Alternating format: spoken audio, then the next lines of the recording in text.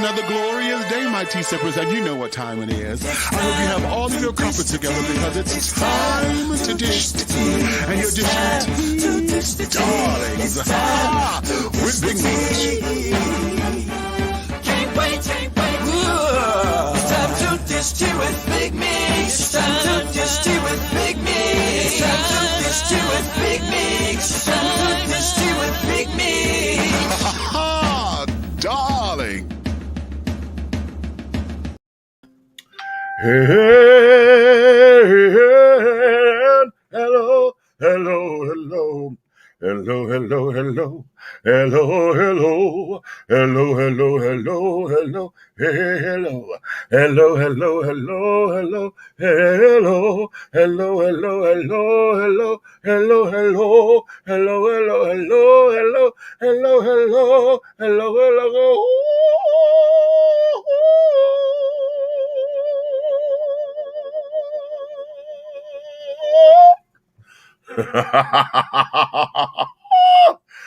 Oh, what's going on, my darlings? Hey. What's happening to all of my tea sippers, my crumpet dunkers, my tea brewers, my pot stirrers, and my tea leaf readers? Yeah, I got caught up for a second. What's your tea, darling? What's your tea? I know you have all of your crumpets together, my darling, because it's time to dish tea, and you are dishing tea, darlings. With who? Big Meat. What's up, babies? Listen to me very carefully. Today, darling, was one of those days where we actually had a good time fellowshipping with Shiro Hero Card Club today. Y'all know yesterday was our autism awareness fundraiser, and today our CEO, she had promised to cook oxtails, right?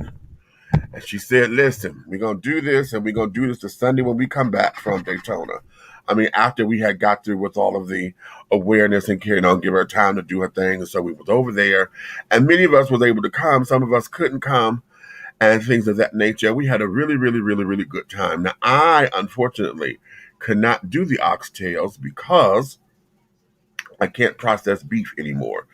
Not in like that. If it's ground beef, in hamburger form, I can do it. And I don't understand that. But since my surgeries, I cannot process beef anymore. So I wasn't able to partake. But I wish I had got some of that damn gravy though on some of that rice. Ooh, but she did fry some chicken. And Aunt Nikki had made some greens. She made some greens, honey, with some smoked turkey. Listen. Just listen, okay? Because I'm telling you, it was a feast, darling. It was a feast. So we had oxtails and rice and gravy, some greens, cornbread. Somebody had bought some donuts. I had bought some brownies that I had got from the donut factory. And then I bought wine, some sangria wine, and then I also have bought some chocolate wine, a dessert wine, and carrying on. So we just had a really good time today. So that there is where our hearts and minds are today. I'm going to bring my co-host in a few minutes. Nikki's she's going to calm down, honey. She hasn't been feeling well, and she said, honey, I'm going to calm down because I'm not feeling my hair. And so, and it's one of them days, honey, just trying to put on a wig or a hair wrap just ain't going to do. She got to let it breathe, honey. Let it breathe. And it's a bad hair day, so we're not going to have her cam up for y'all to see her, but she will be here vocally in just a few moments. Red is in transition. I'm sure he's on the road to get back to the house. He'll be in here momentarily. But today, y'all know it is Sunday, and it is I Said What I Said Sunday. But today, I titled today's show, All My Skin Folk Ain't My Kinfolk, honey. Okay? All of my skin folk ain't my kinfolk. Okay, now I have a couple of topics that I want to be discussing with you today. And in discussing them, honey, they're going to be kind of heavy. Okay, so I'm trying to let you guys know that now. This is going to be one of those kinds of shows, okay? And I say that because one of the topics that I want to be talking about is Nina Simone's granddaughter. How many of you are following that story where Nina Simone's granddaughter feels as though our now Vice President Kamala Harris, or Kamala Harris, is responsible for the family not being able to still own Nina's property and the estate and carrying on. And it's a whole big to do. And of course, her mother is standing by her side and supporting her. Um, and it is, one of those kinds of things to where my whole thing about it is I'm trying to understand the sense of it now because we hadn't heard this in quite some time. It was in California with some things that had gone down. I'm going to get into it a little into it in a minute. But the whole idea of now attacking our politicians now, because I guess the better question is this. Do we always love to wait until somebody done made it big or get into the public eye or have a little success in carrying on? Do we always like to wait until then to end up trying to lower the boom, lower the axe, want to cut them down, want to bring them down to size, want to put them in their place? Does it seem like we always want to wait until then? Or is the question, now that you are here and in this particular space, folks can hear what we're trying to say because now you are a public figure, and now if it's said, then folks would absolutely take it seriously or at least look into it. So a lot of the times our folks wanting people to just look into a story, to get the court of public opinion out there so folks can talk about it and get it up. What is the point? Okay, what is the point? And I'm going through looking over my life, and I'm trying to think of some times where, I wanted to go public, or I wanted to blast somebody and carry it on, and this, that, and the other. And did I want to blast them because they were in the public eye, or did I have a legitimate concern and contention? And I went public because I want to put you on blast, not because you have made it to some mega $1 million status or this, that, and the other. You know what I'm saying? Is that what this is? And I'm trying to look over it, and I'm hoping that I'm saying that no, anytime I got mad and pissed about something, honey, is because I got mad and pissed because you wrong. You were wrong. And I felt you were wrong, and we needed to get that out there. We're gonna talk about it, and we're gonna put it out there because I believe in transparency. But oftentimes we have people, it just seems or it feels like now all of a sudden, because they have power, prestige, or whatever, now you want to go dumping dirt. Okay, what is that for you? Okay, what is that like for you? We're going to talk about that. Okay, and then here's one that I'm going to get into, and I've been trying to get around this, but I can't. I really can't. And I'm sure many of you have heard it. We're going to play the video here. I know if with me playing it, I may have to take it down or snip it out because it is rather violent. Okay, and carrying on. But I know y'all have seen the video with the 12-year-old little boy who I thought that was his mother or whatever. He says that I have a video where he says that was his sister and his brother, where they shaved the word gay in his head, and the male who he says is his brother slapping him around and, basically calling himself trying to correct a behavior because you being gay. And I want to talk about that because I've seen on YouTube and I've seen in other places where there are a number of you out there who support that kind of behavior. A lot of you think that in order to toughen a dude up or toughen a boy up and for him not to be a fucking sissy, that to whoop his ass is supposed to be the way to go. Now, let me put this caveat here, okay? I know on the previous show yesterday, y'all heard me going the fuck off on my nephew, okay? And yes, I still stand behind everything I said. When I see this little motherfucker, yeah, he is owed an ass whooping. Okay. At the same time, let me put why I'm going to say it's different.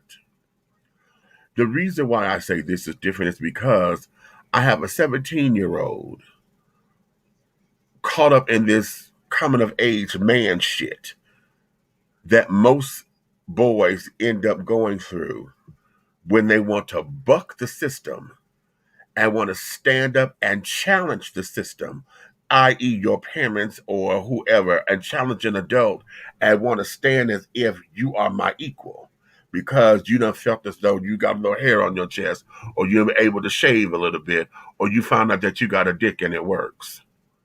Okay?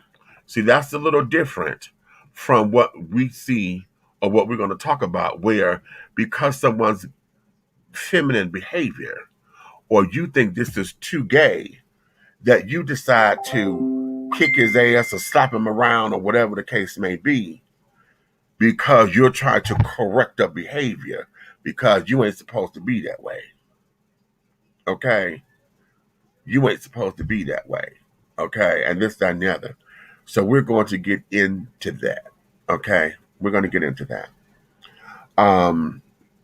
Also, I want to shed light. I want to take you guys. Y'all know this past Friday, the 25th of June, marked the 12th anniversary of us losing Michael Jackson.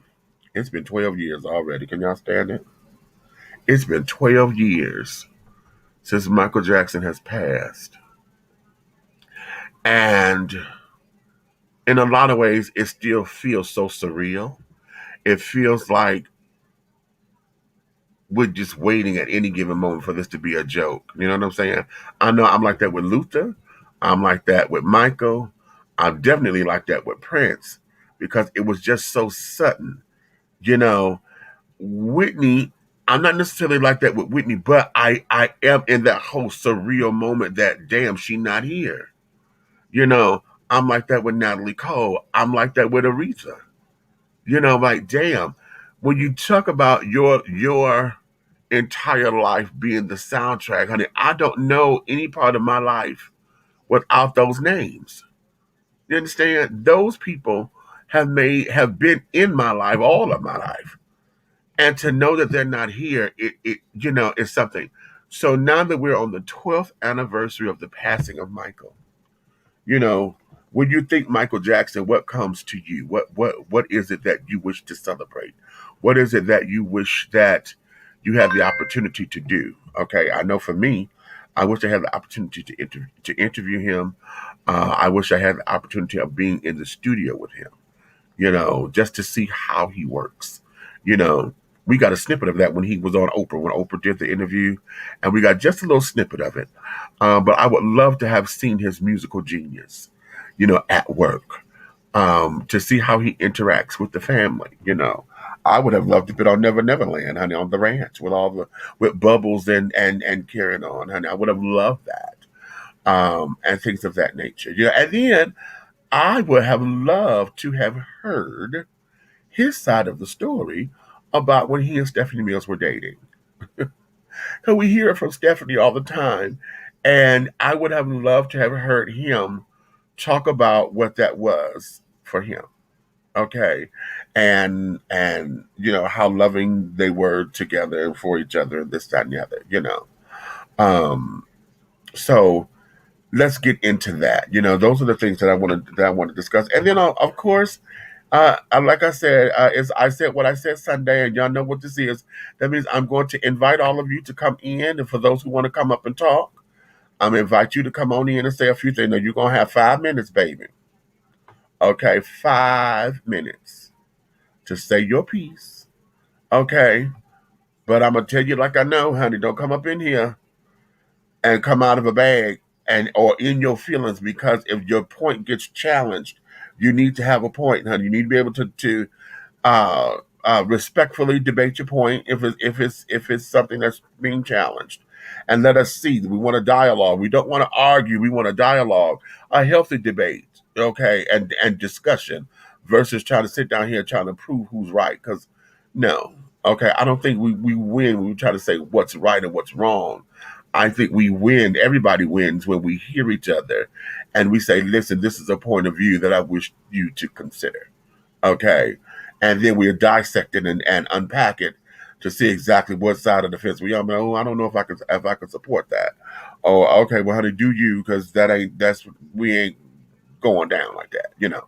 It can be healthy without it being salacious and deplorable. Okay. So having said all that, Nick, you ready for to bring you up in here? What's up? Yeah. What's up? What's up? Hey, I was sitting here watching the Kurt Franklin and Lil Baby performance. So any second now, I'm sure y'all might hear Mook Millions in the background yelling and acting a damn fool because y'all know she loved Lil Baby. And the BET performance was posted, and I've sent it to her already. So I'm just waiting for her to start screaming like a damn fool. But so are we going to cover the Nina Simone thing first? Because I was like, when I listened to what I listened to, because I was unaware that Vice President Harris had anything to do with any of that. And from all the thing that I just watched and listened to was more commentary. That's a little heavy. That's a little heavy, and I would love to know the motivation behind it. And then to say, for the granddaughter to say, yeah, she knew exactly what she was doing when you had John Legend sing his version of my grandmother's song at the inauguration. Like, that's pretty fucked up.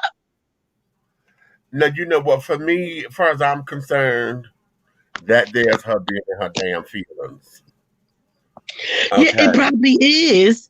But I'm just saying, if it went down the way this commentary says it went down, I would just believe that it would be in poor taste to have a song by Nina Simone played at the inauguration if that is truly what happened.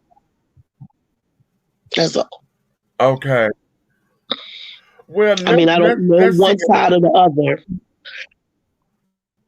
But, oh, shit. If we can unpack it. Wait, where are we at? Oh, here I am. Okay. Almost lost the thing. I don't know what happened. Because I'm cammed down, I don't need to use my iPad. Because I'm cammed down, I don't need to use my iPad. So I got it on the phone and I touched the screen and we kind of disappeared for a second. So, okay. Yeah. April said, I never knew Stephanie and Michael dated. That's interesting. Oh, child. Girl. It was like Stephanie back in the day, right? Like first love, like type thing. Yeah. They dated right when she was doing the Wiz and carrying on, and he used to come to the shows and come backstage to see her and carrying on. And then when they did the movie, she's been on a couple of times, and I asked her, I said, "Were you upset with Diana because they chose Diana and not you?" And she said, "Not at all, honey, because I was a Diana Ross fan." And I understood what that was because she had a bigger name and they were trying to sell the movie, and it was a vehicle for her. But cause she said, but I was on the set. Michael used to take her to the set and she would be back there and carrying on this, that, and the other, blah, blah, blah. So, and what a lot of people don't know is the song, Can You Feel a Brand New Day? That's written by Luther wrote that, didn't he? Luther wrote that. Okay. And I would have loved to find out how to get that song in the show, because Luther sang that song independently, but he was in the group. The group was called Luther, okay? And it was he and Fonzie, and they had another guy and two girls, and they had sang that song as a group prior to it becoming on the soundtrack of The Wiz.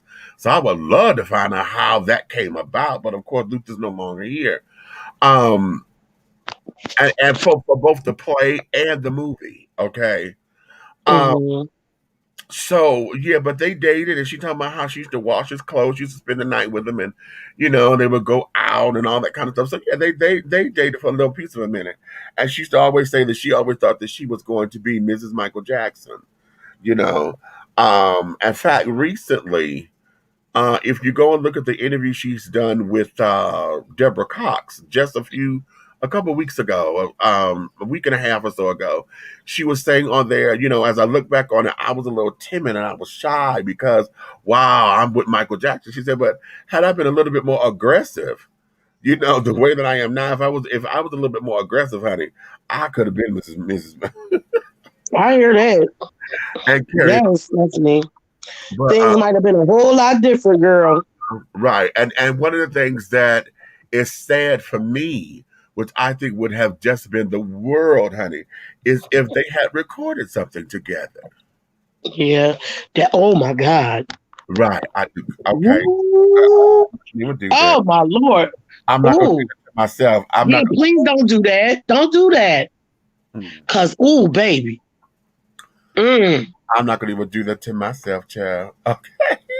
That would have been something so amazing. I would have heard Luther in the background saying, and it's so amazing. Because that would have been right. amazing, honey. Baby. That would But oh my God, everything. that there is really, so what the hell going on here? I don't want that. Take that out. What's wrong? Okay. I'm trying to get this article, and I'm reading this from Black Enterprise. Okay. Mhm. About Nina Simone's granddaughter. Okay. I Okay. want to start there. The other one gets very heavy. Okay. Mhm.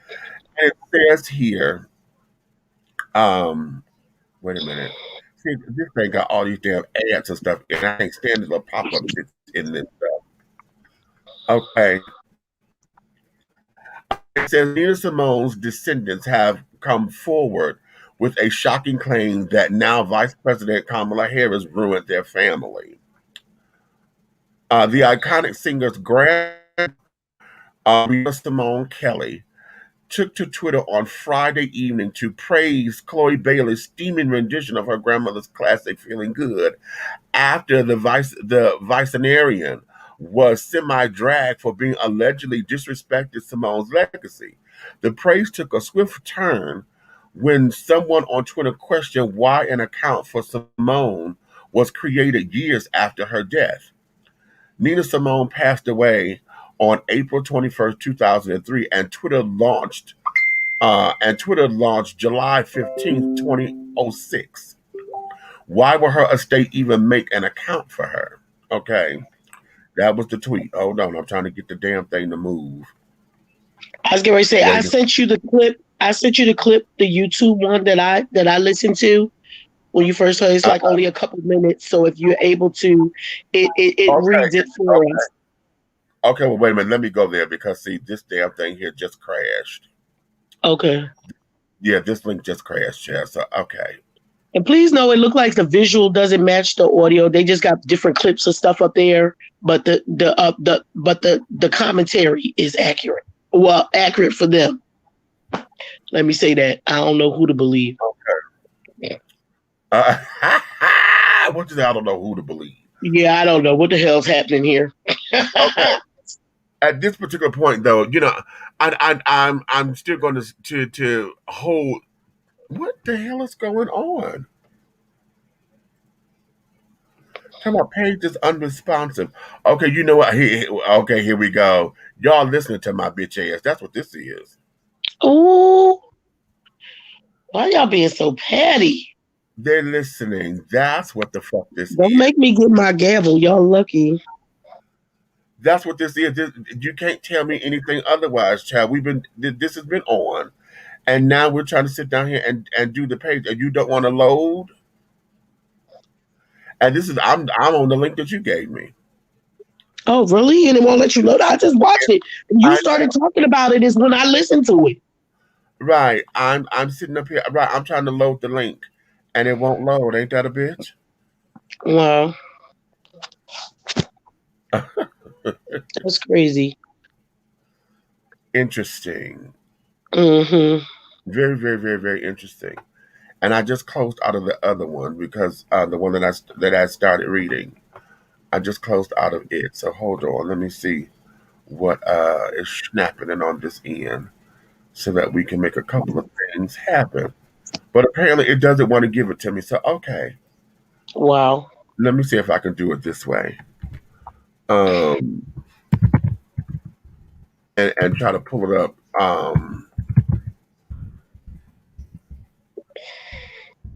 Through another means. But in while we're trying to get this together, what I want to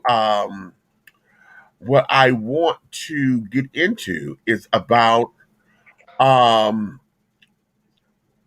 uh why is it that it seems that we wait until the children get into a whole particular do wah diddy, and then it becomes a whole, now this particular story here, I'm sure at the time that they were going through all this, I don't remember this ever being anything in the news.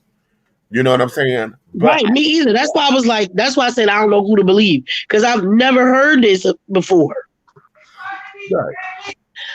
I knew Mook was gonna come out. Yeah, I know. Now she want to know if Cardi B is pregnant. I mean, there's been rumors that she's been pregnant. I think she is, Mook. SIMONE'S granddaughter has I'm on Dish and Tea, darling. She just hopped out in her.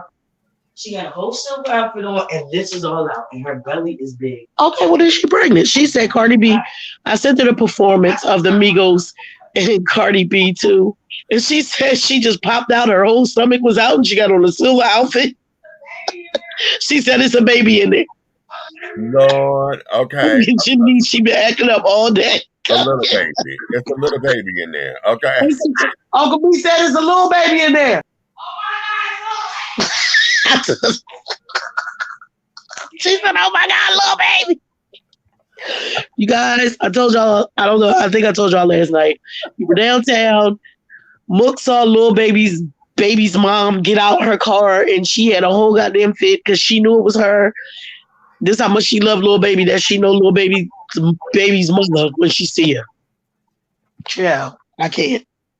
Right. But I never heard anything about this in the news before either. And that seemed like something we would have knew. Right. So hold on. I just found it. I got it, and Okay. I'm going to play it. Can you see this? Yeah, I can see it. Yeah, that's what it looked like. It looked like a bunch of ads, but the commentary is talking about it. All right. Let me. SIMONE'S granddaughter has accused Vice President Kamala Harris of taking away the legendary singer's estate and handing it over to white people, leaving her so poor she is considering stripping to pay my bills. My family doesn't run her estate anymore. It was taken away from us and given to white people, Raina Simone Kelly tweeted Saturday, with her mother later saying she supported her 1000% in speaking the truth of our family. Our family name was dragged in the media. We get no royalties, nothing, Simone's 22-year-old granddaughter said of a 2013 legal battle over the estate's handling when Harris was California's Attorney General. Wanna hold someone accountable? Ask Kamala Harris why she came for my family, Simone Kelly said in a lengthy thread. Ask her why she separated my family. Ask her why my grandmother's estate is in shambles now. Ask her why we as her family no longer own the rights to anything. Ask her why she bullied my mother in court and my mom almost killed herself from the depression, she continued. Simone Kelly also said her mom, Lisa Simone, was put under a gag order. Ask her why she didn't even want my mom to be able to say she was Nina Simone's daughter. Ask her why she wanted us to walk away with nothing, she tweeted. It has left the family separated from the my baby just cares for me singer's legacy, she claimed. My grandmother created something beautiful with her life while she was here on this earth, even through all her pain, she said of her grandmother. I am so proud of her legacy. I am so proud to be her grandchild. But I feel separated from my legacy. As if it isn't even mine, she wrote. It breaks my heart to know that white people are making money off of grandma's hard work and that we have had all of our rights as her family stripped from us. Simone Kelly, who initially deleted her thread, until getting the approval of other family members, ended with a final dig at the VP. Oh wait. While we're asking Kamala questions, ask her why after all of this pain and suffering she put us through a Nina Simone song was sang at the inauguration to swear her in as VP. She wrote of John Legend's performance of her grandmother's version of Feeling Good. She knew what she was doing, she insisted. Her tweet storm was over her family losing a legal battle headed by then Ag Harris with the singer's daughter, Lisa Simone Kelly, who was the administrator of both her late mother's estate and charitable trust. She was accused of breaching her fiduciary duty when she allegedly drained up to $2 million from its coffers, including a $1.5 million deposit into her personal company, the Daily Beast reported, citing court records. Harris had sought to surcharge her nearly $6 million, plus more than $2.5 million in interest, before they agreed for Simone Kelly to relinquish rights to her mother's work as well as the title of estate administrator, the outlet said. Interesting. Okay. Okay. Now, As soon as you said it, that's what I looked up, and that's what I had watched while you were still doing the intro. Okay, wait a minute. What was that? Oh, A singing star since the 60s, a civil rights activist. An interview with Nina Simone. Oh, okay. Yeah, that came on YouTube, and I forgot when I stopped. Anytime I share a page, I forget I had to stop the YouTube because it keeps going, and that's what we end up. Because it keeps going. Okay. Okay. Let's unpack this a little bit because there's something in here that's troublesome to me. Mm-hmm. The turn was a couple of things. Number one, this young woman is 22 years old. Okay. Mm-hmm. Now, I'm not saying that she doesn't know her history and things of that nature. What I am saying is this. At 22 years old, for you to have the feistiness that you have, I'm trying to understand where it exactly is it coming from, because you mad at Kamala, Vice President, as if you were right there in the midst of all of this. I was getting ready to say, what year did this take place? Okay, they said, wait a minute, 2013 or something like that. Yeah. Okay, so you're only 22 now. Now, exactly. Is it that she's going through all the stuff and finding out what? I want to give her that benefit of the doubt, and this is what I'm saying, because see, here's where it is. They said her mom was up under gag order. Okay, so the mom can't talk about it. Okay, but okay, so maybe she's trying to be her mother's mouthpiece.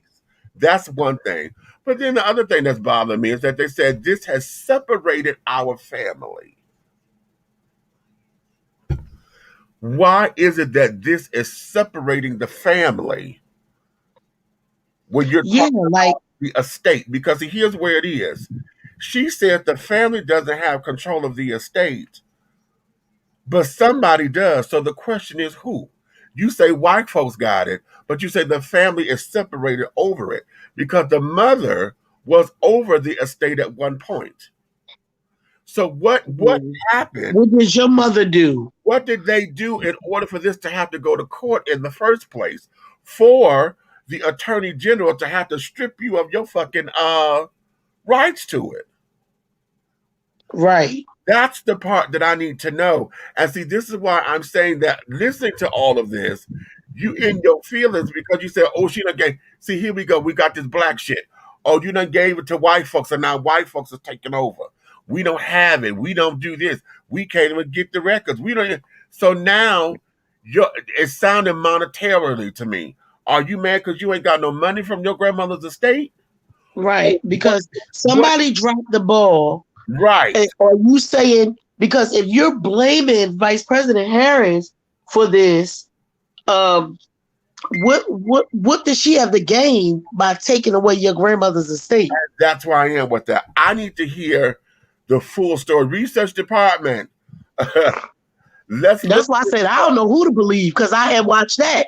As soon as you brought it up, that was what I watched. So I'm like, well, wait a damn minute. Let's look this up because everything that I'm saying, see, a lot of this is all based on her tweets. Right. Okay. All of this. Yeah, it's only one side of the story. So that's why I said I don't know what to believe. That shit just threw me. Right. All of this is based on her tweeting her anger. And then she threw in the caveat, oh, and by the way, not okay, this is just a slap in the face. And okay, You claim you done did all this with my grandmother and carrying on, but yet you're gonna have somebody else sing her song at your inauguration. Mm-hmm. Okay. So something in this is where I need to find out where the disconnect is. Because I'm not saying, and again, I'm not saying she doesn't have the right to be in, and the entitlement and all that to speak about her family, what the legacy is. My question: Right. are you doing your research to find out what really happened, or are you mad because your mama done told you some shit? You done found out a little bit that support what your mama said, and now you neck rolling because you evil.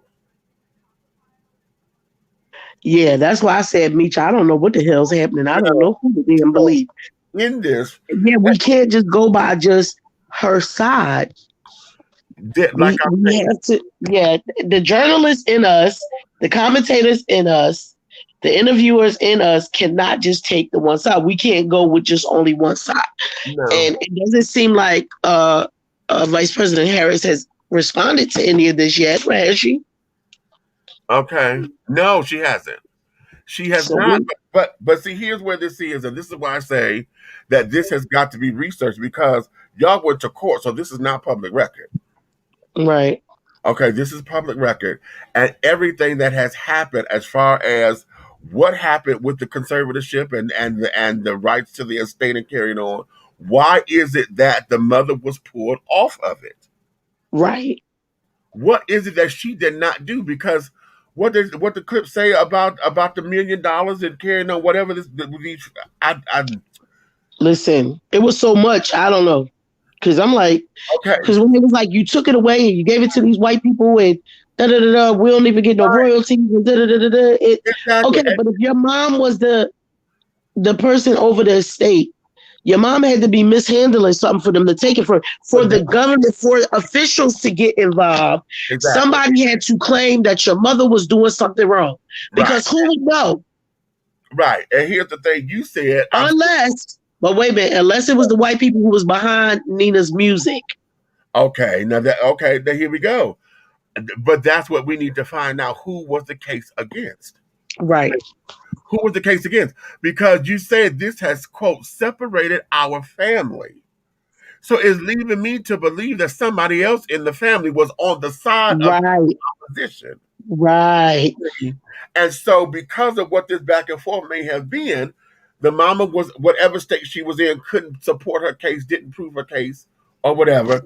The thing was, okay, as the arbitrator or whatever, this is what's going to happen. And so up under, right within Attorney General, Kamala made the decisions to say, okay, this is what's going to be blah, blah, blah, blah, blah, for the estate. Because whatever wasn't proven. Now, I want to find out about the gag order, because why is it that a gag order? Yeah. Or why she said, I want to know if that part about you didn't even want my mother to be able to say that she was Nina Simone's daughter. Right. So I want to know, is you in your feelings and you making up shit, or what the hell is that all about? Because why even when she was just the district attorney or whatever she was, attorney general, what would be her dog in that fight to not let your mother say who she's the daughter of? Exactly. And her mother. So this is about to be a blooming onion, honey. Okay. Yes.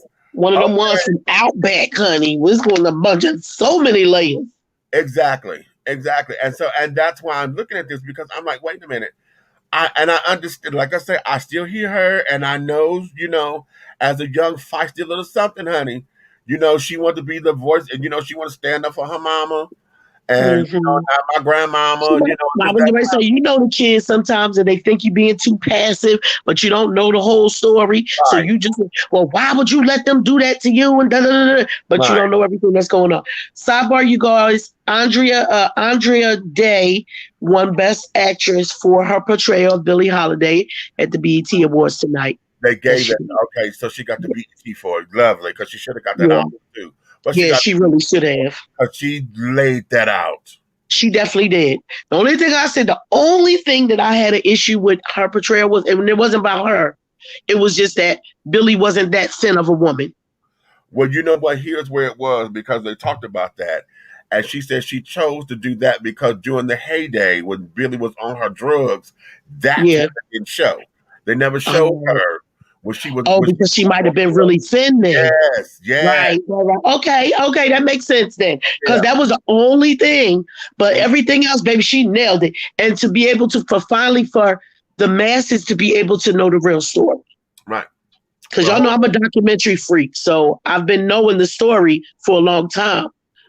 And I'm glad. Now, let's do this with that particular thing because, see, this here is inspired by what has happened, but a lot of that dialogue was kind of like what they did with One Night in Miami.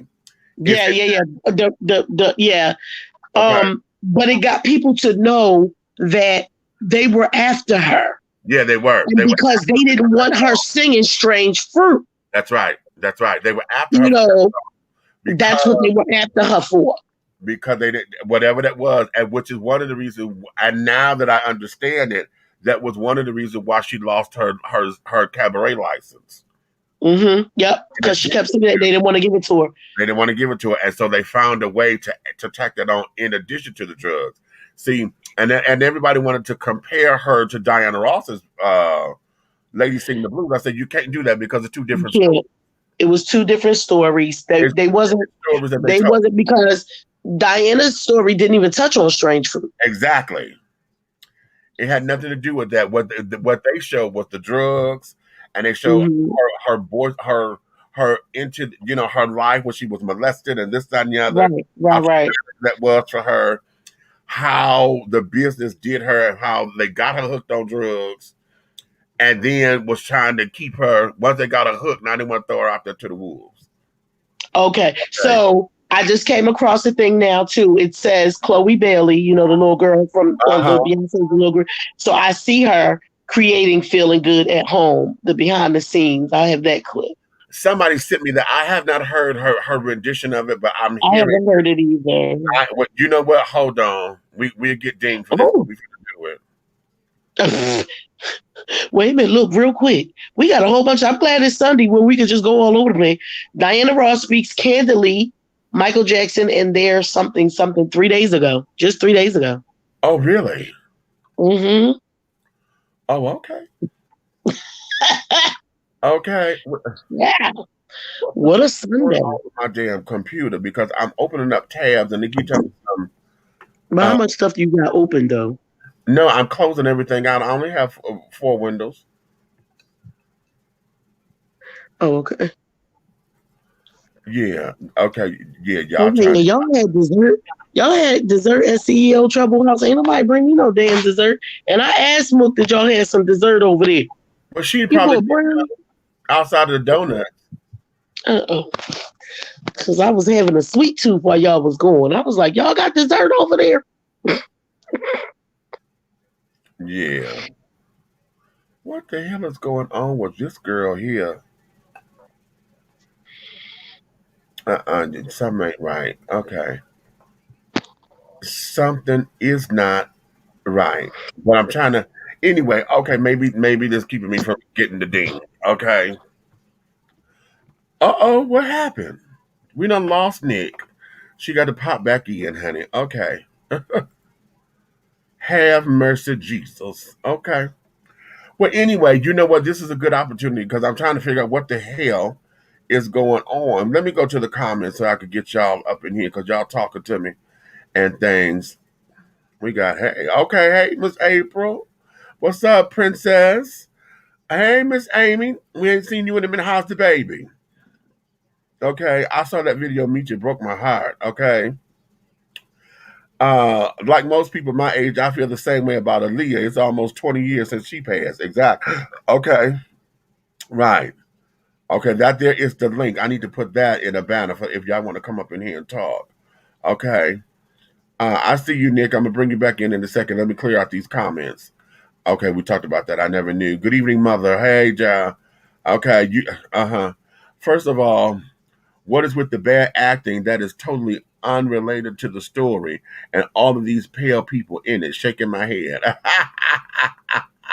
Second of all, why wait until now to bring this up? Interesting. Okay, and that's the question. That's what I'm asking. Does it seem as though we wait until people either get to a certain plateau that we either try to, rake them over the coals or do whatever the hell that is? Or is it the fact that we see that now people will finally listen because this person is in the spotlight or whatever? If I say this, it will bring attention to it that we need so that we can get the momentum. Is it that, or is it just folks just trying to be messy and tear folks down? Because we hadn't heard about this. Now, mind you, like we said, the granddaughter is only 22. Okay, only 22.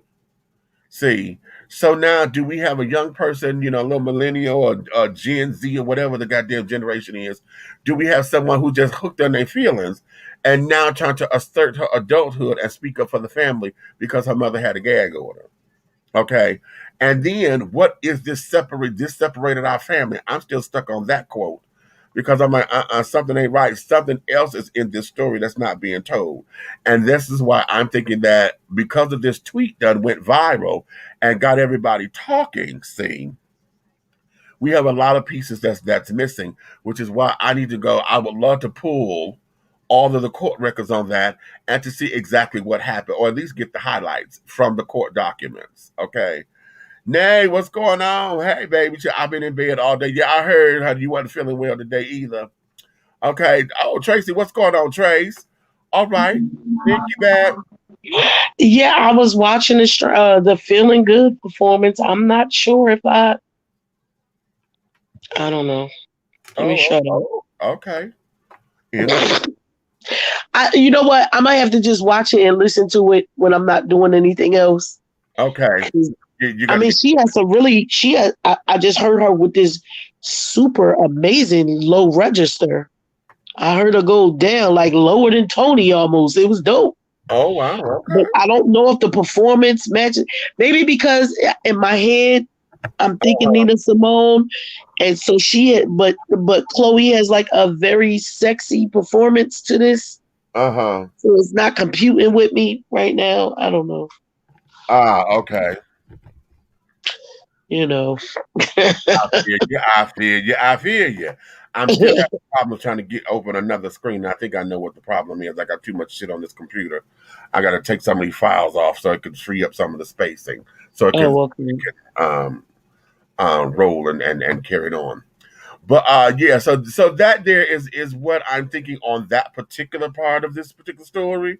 Is that we need a little bit more insight to this because a lot of people have just been acting crazy and simple and carried on. Okay, Bucks, check it in before I hit Bigo. Okay, how y'all down there in Detroit? Did y'all get any more rain and things? What's going on? Has the water started to subside? I talked to Buck earlier. He said it's he's getting his thing together. For him, it didn't hit his basement as bad as other people's. He said he thinks the only thing he needs to do is go down there and relight his pilot light for the hot water heater or something. It might have knocked that out. But he said, it's not as bad as so many other people. And I told him I thank God for that. Okay. Tracy said, did y'all see the Mary J. Blige movie? I haven't seen it yet. Yeah, we talked about it yesterday.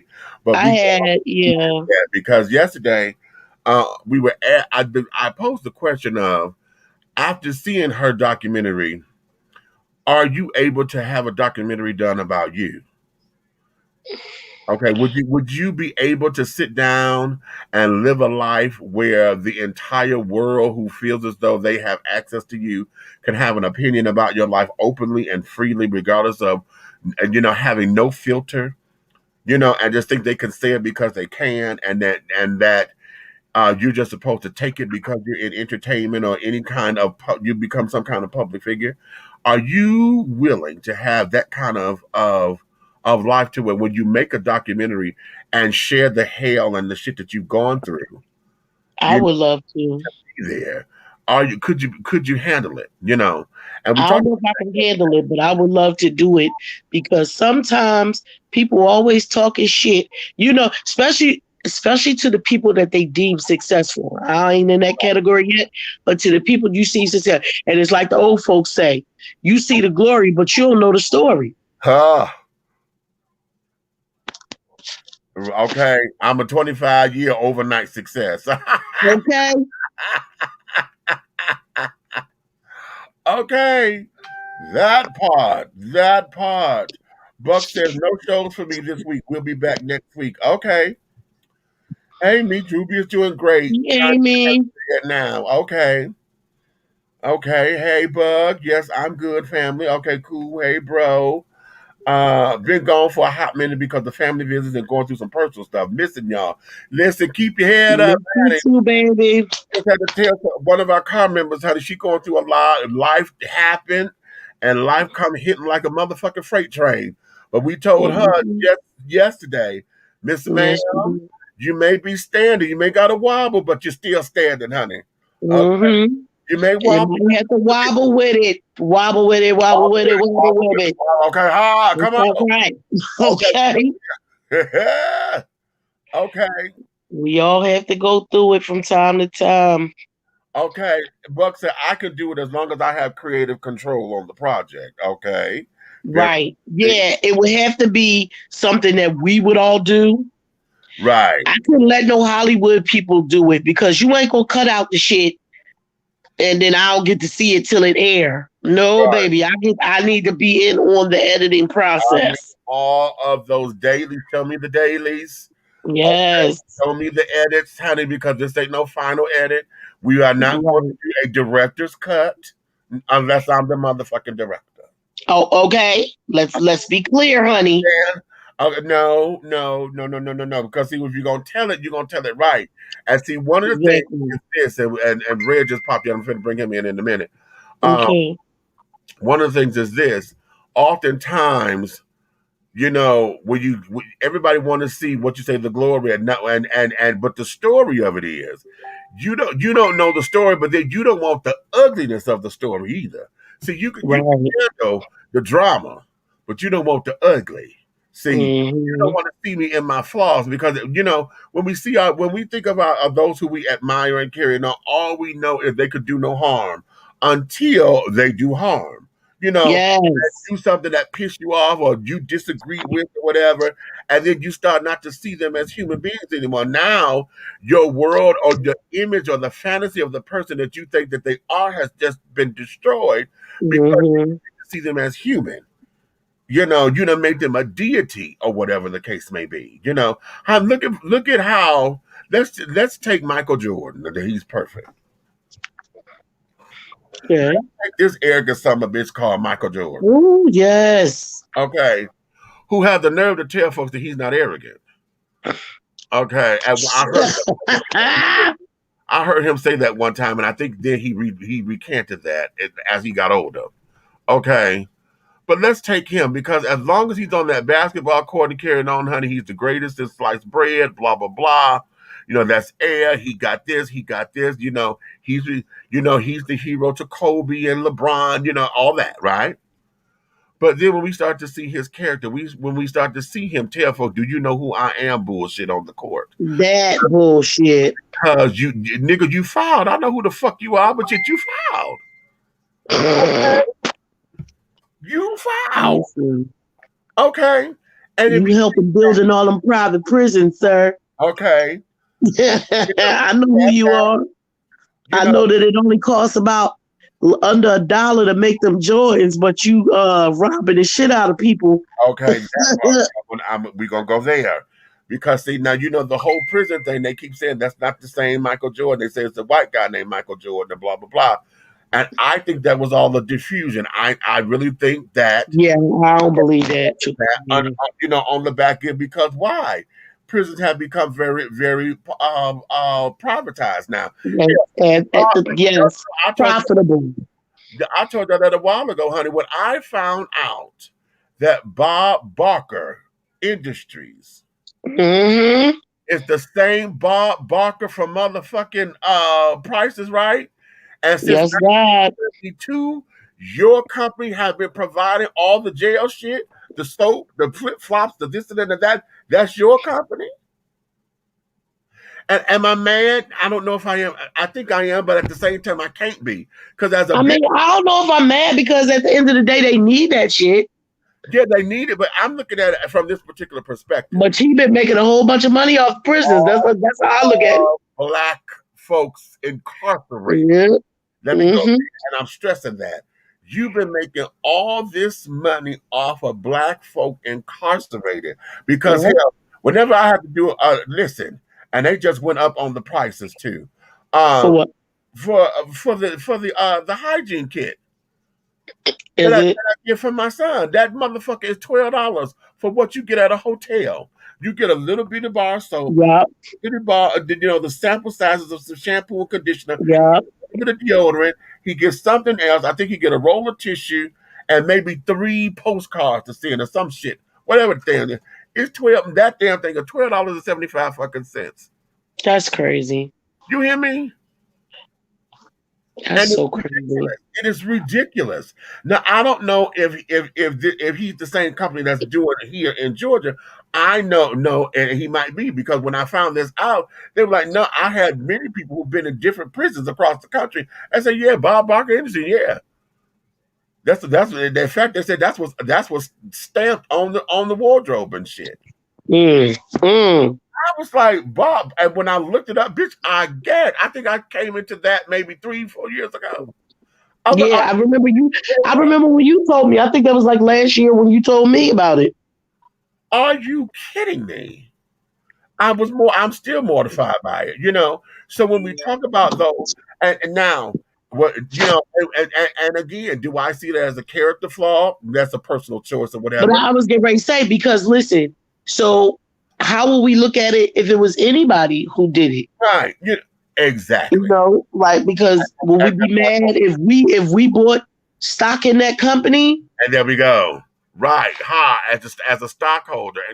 And that's where I'm going. Because see, now, as regular, quote unquote, regular people who don't have the status, of being a public figure,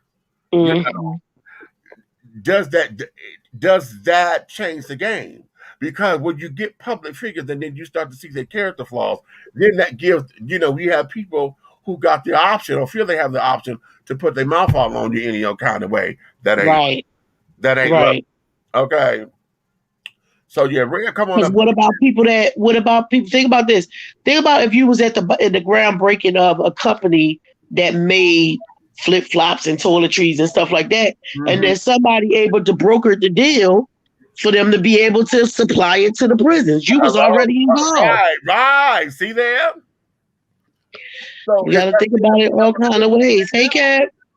Was it being a clever businessman, or was it being, shysty? Is it a backdoor thing? Right. You know what I'm saying? And that there, I think, is all, beauty is in the eye of the beholder. That's going to be your personal, how that aligns in your personal belief system.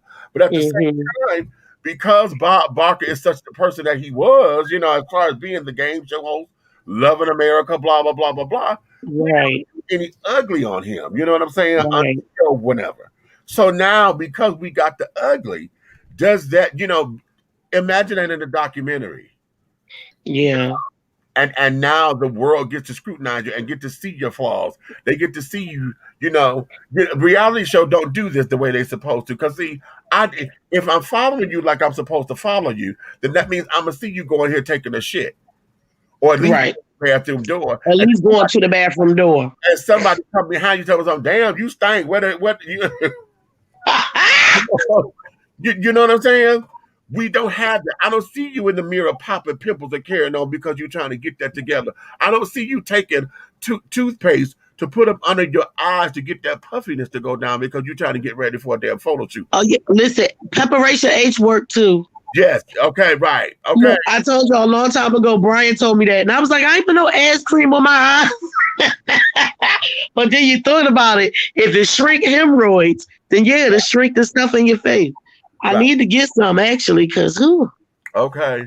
So that there is what that was. So so that was some of the things that was from the highlights from when we were talking about that, and then we didn't really get into what you laughing at, Cap?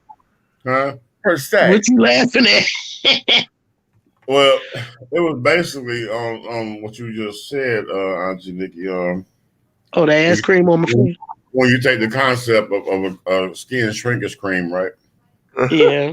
I thought the funniest thing in the world that Lorena could have done besides cut it off was motherfucking saturated in motherfucking Yo, I told y'all he ain't got no fucking sense. I'm so glad I'm not jammed up. He make me so damn sick.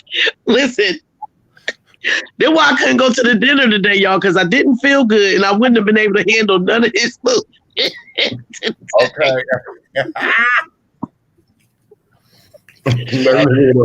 He would have woke up with 2 navels.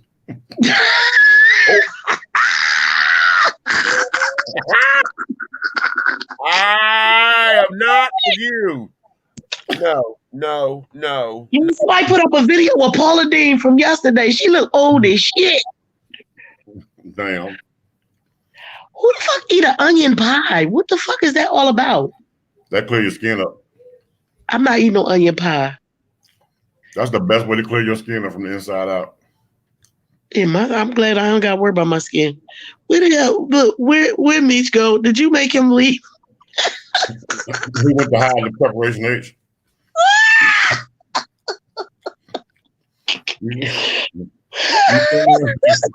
Fuck around, accidentally jack your dick with some preparation H. What happened to it? What? One of them strokes you're gonna miss. Well, Lord, yes, because it ain't gonna be. I'm not messing with you. You play entirely too much. I heard you guys had fun today. Cole told me I was playing Space. I was like, dang, I missed the Space game. Oh yeah. I was like, I ain't come, but I got me a plate. I'll tell y'all that damn much. Hey, the motherfucking greens, nigga. Oh, look, you know, if I can't come, I gotta make sure I'm represented. I said, look, I don't know who Cole told you. I told Cole, I said, shit, I'll eat a pot of these by my motherfucking self. Cole was doing it to look. When I went to go make the pen, she was like, wait, you ain't sending all of them over there, is you? I said, Cole, I'm gonna leave some in the pot. I left enough. Okay, now listen. And that was Collins and Kel, Cat. You will eat blooming onions. Okay. So that there is that. Now listen, I should have went on and took the commercial break because when we get into this next part of this, you might as well go ahead and take it then. Yeah, because this is about to get heavy. Okay, this is about to get real funky. Well, you can shrink it if you put some preparation eggs on it. You know You're what? stupid.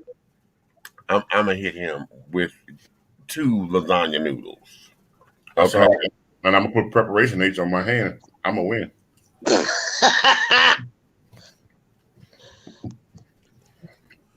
Angelo Ellerby, the Henry Higgins of hip-hop, is the founder, president, and CEO of Double Exposure Media Relations. Double Exposure Media Relations is a full-service public relations, marketing, and artist development firm specializing in publicity, photography, artist promotion and artist development, makeup artistry, event production, and EPK development. Celebrating over 45 years in the industry, Angelo believes that a culture that does not take care of nor respect its artists is a culture that leaves nothing behind to appreciate. Let Angelo help you make dollars and cents of the entertainment industry. Contact Double Exposure Media Relations at 201-224-6570. That's 201-224-6570. Avea, Liliana, Olivia, Nyla, and Nasia. This is Alo Nana. Hey everyone, it is your girl Aunt Nikki, and I am here to tell you about my Alo Nana Creations collection. So let me tell you what this collection consists of right now. Right now we have all natural body butters, all natural rose water spray, and handcrafted crystals and beads jewelry. That means you can get necklaces, you can get bracelets, you can get waist beads, you can get anklets. You can choose from what we already have, or you can give me a call, hit your girl up, honey, and tell me exactly what it is that you think that you need, and I will create a piece especially for you. Okay, so I want y'all to get into this. Yes, I sit here and feed every last one, honey. I'm having such a good time doing it. If you guys didn't see in the beginning when I called out those names, honey, Avea, Liliana, Olivia, Nala, and Nasia, those are my granddaughters. That is where the name Alo Nana came from. We started with the body butters. Then I went into the jewelry. And baby, I just added this rose water, honey. And I am telling you, it is amazing. Look at the ending credits to see where you can purchase you some, where you can order it.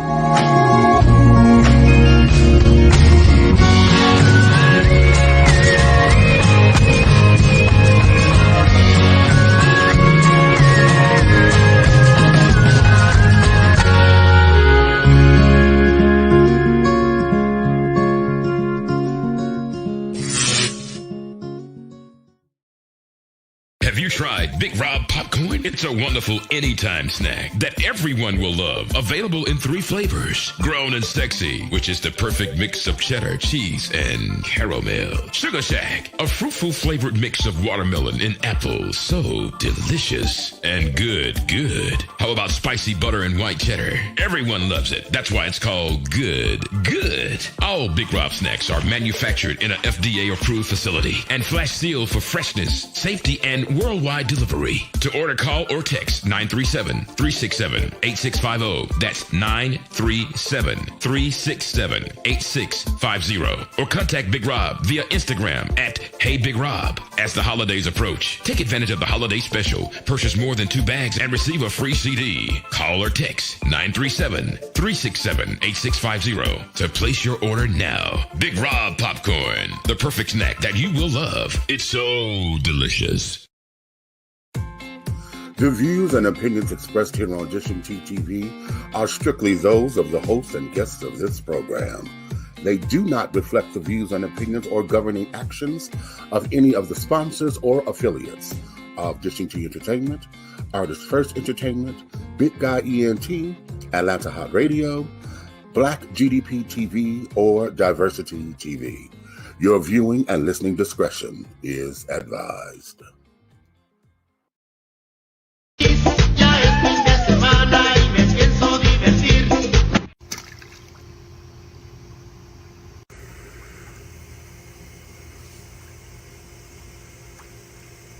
Where are they coming from? What the hell was that? I was like, look, I'm like, wait, we got a new sponsor?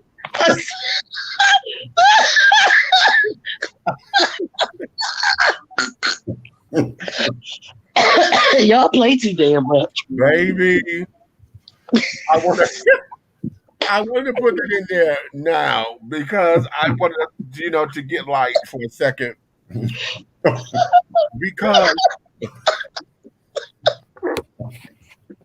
I can't. See, what y'all got to understand is he didn't tell us that was going to happen either. So I'm like, what the hell just happened? I didn't know what happened. Hey, wait a minute, Auntie. I saw the motherfucker sent the shit to my phone earlier, right? Oh shit. So I saw it and I was laughing to myself. I said, Lord, this motherfucker sent me something else. And I left it alone. And then right now, when I'm sitting here waiting, and all of a sudden that shit came out, I said, what the fuck? baby, Oh Lord. yeah. Look, I've been wanting some kind of dessert or sweet something all day. Mook forgot she bought these Keebler fudge stripe cookies. Oh. She know y'all know as soon as I open something, she come. Y'all know she greedy as hell. Well, let's get into this. I'm glad we had that laugh because now I'm. Damn, I told y'all. What you got? Look, y'all heard her? What you got? Steps said, what you got? What the hell kind of micro dog hearing do she got up there? I forgot about that. Didn't I say she forgot she bought them? All right, come on, Mish. Let me get back to the story. She done found out that I got her cookies. Fine. Girl, you finna get into this. Okay. It is very disturbing. If you're watching this live and you watch it with me, I'm sure you've probably seen it before. If you watch it in repeat status or whatever, and you don't see the videos because I had to cut it out, okay? But this is what this is.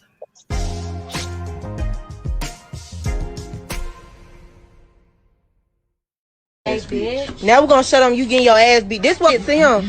We do shit, but it don't help right here. You said you're what?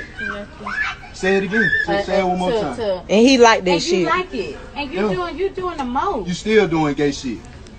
You think this on the side of your head for no reason? Is that what you think? It's on the side of your head for no reason? So why you just said that gay ass shit, bro? Why would you just say that? Why would you just say that? You ain't got shit to say? Hello?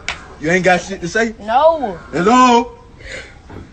Sit your ass down, bro. Are you keep on doing that shit? You like this type of stuff? You thought I wasn't gonna beat your ass from last night too big. Talking all that goddamn shit, bro. You hated my life. Hey bitches, y'all already know. It's who? It's who? What they say? Ty, dog. But it's gonna take a long time for your line to come with the girl back. Sideburn. Y'all hoes. Like my brother and them, they didn't abuse me. They was just showing me like I shouldn't. Yeah, I'm good. They was just showing me like you need to stop doing that. But you know, like I just want to get this off of my sister. Like my sister didn't do nothing, or my brother. They was just showing me the right thing to do. It wasn't like they was abusing me. No, it was not. They was not abusing me. They would never do things like that. Going up. You don't need to stop. I'm still gonna be myself, but I just need y'all to like take that stuff down because like them my siblings and y'all. Do y'all know what this is doing? Like.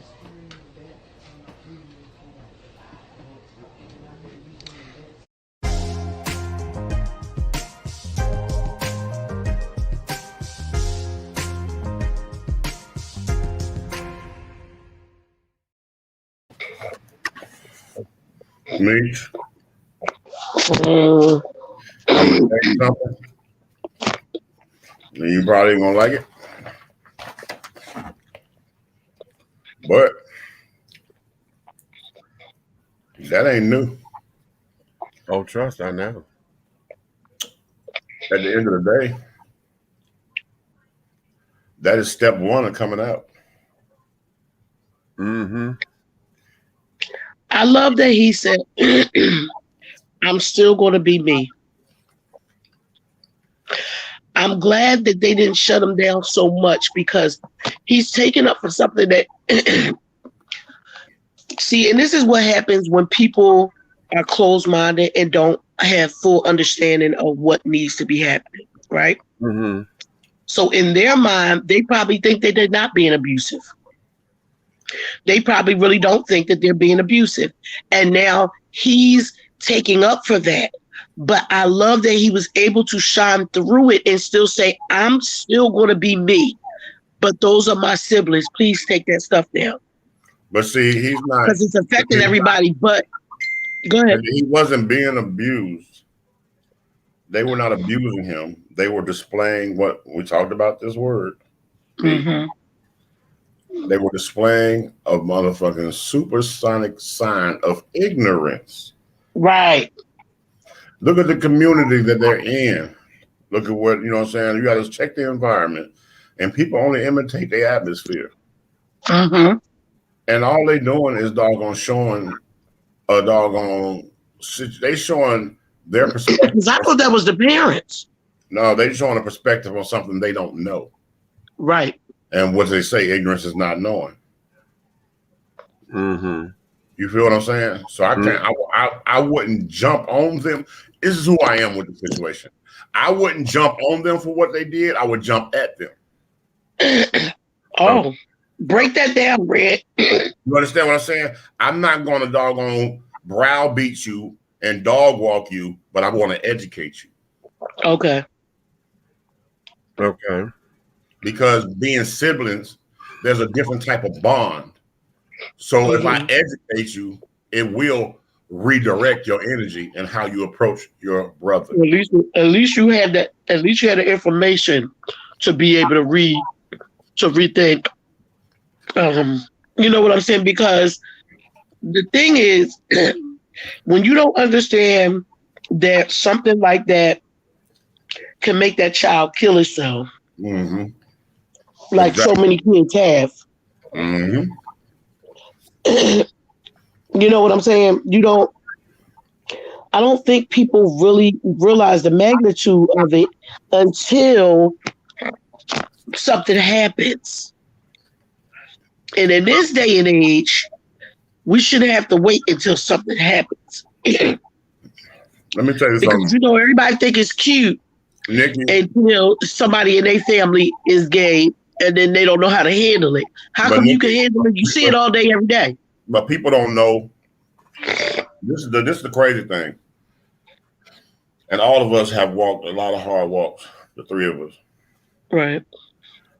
People don't know when you're at that thin wall. And on the other side of that wall is the end. And people don't know it. And the funny thing about it, which I ain't gonna say funny, but the fucked up thing about it is sometimes you could not even know your damn self.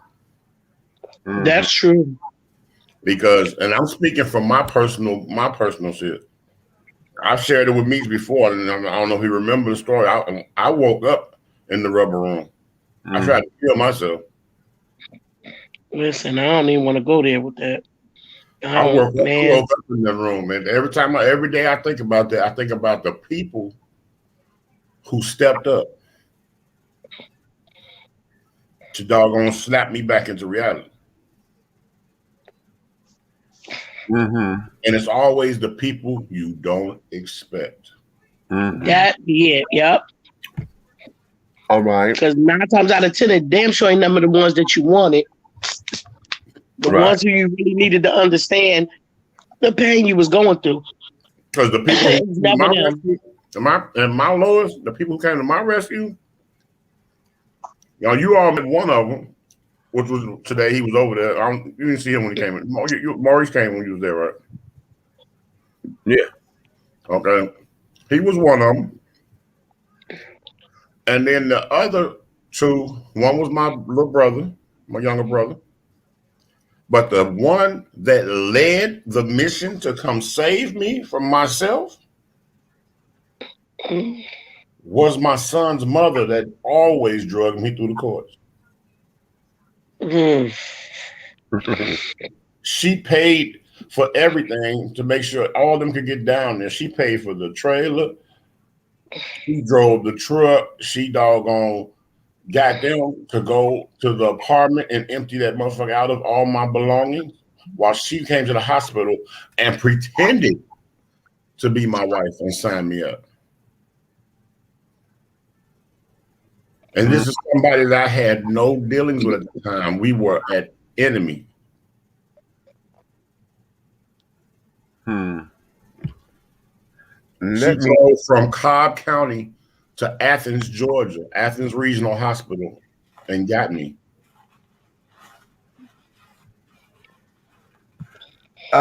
Let me go. I was going to say, what are your thoughts? How do you feel? And was that before or after they took him out of the home? That's before. That's good. Because, okay. That's the day before. Because that video was posted, and the day after it was posted, it was when they came and got the child out the house. Okay. And at that particular time, see, what we had in the beginning was just the abusive part. That tail end with him on live or whatever, or the aftermath where he was bitches and this, that, and the other because they were on whatever they were doing online. Right. That part wasn't the part that went viral. But then when I saw this part and I'm listening to him now. Mish, I'm sorry. Are we on I thought we was on my YouTube page too. You are. Natural's looking. She says she don't see us nowhere. Hold on. They might have dinged us for the. Let me check and see. Just tell her to come over to yours. I thought we were. Yeah, we're still up. Go ahead. I'm a check. Go ahead. Finish talking. I'm sorry. Yeah. We are still up. Let's see. We were. Part of what's going on is that him wanting to defend them is the same shit that we go through when we have set up in abusive churches that tell us that we're going to go to hell and burn in hell, and God created Adam and Eve, not Adam and Steve. And then you say, hate the sin but love the sinner bullshit.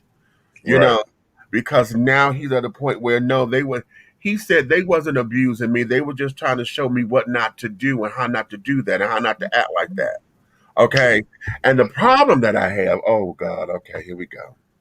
Go ahead. Let it out. The problem that I'm having is that, and this is why I framed this question, why is it that we think that in order to toughen a boy up because you think he's gay, the automatic thing is to go in to whoop his ass? Right. You understand me? Why was that the go-to?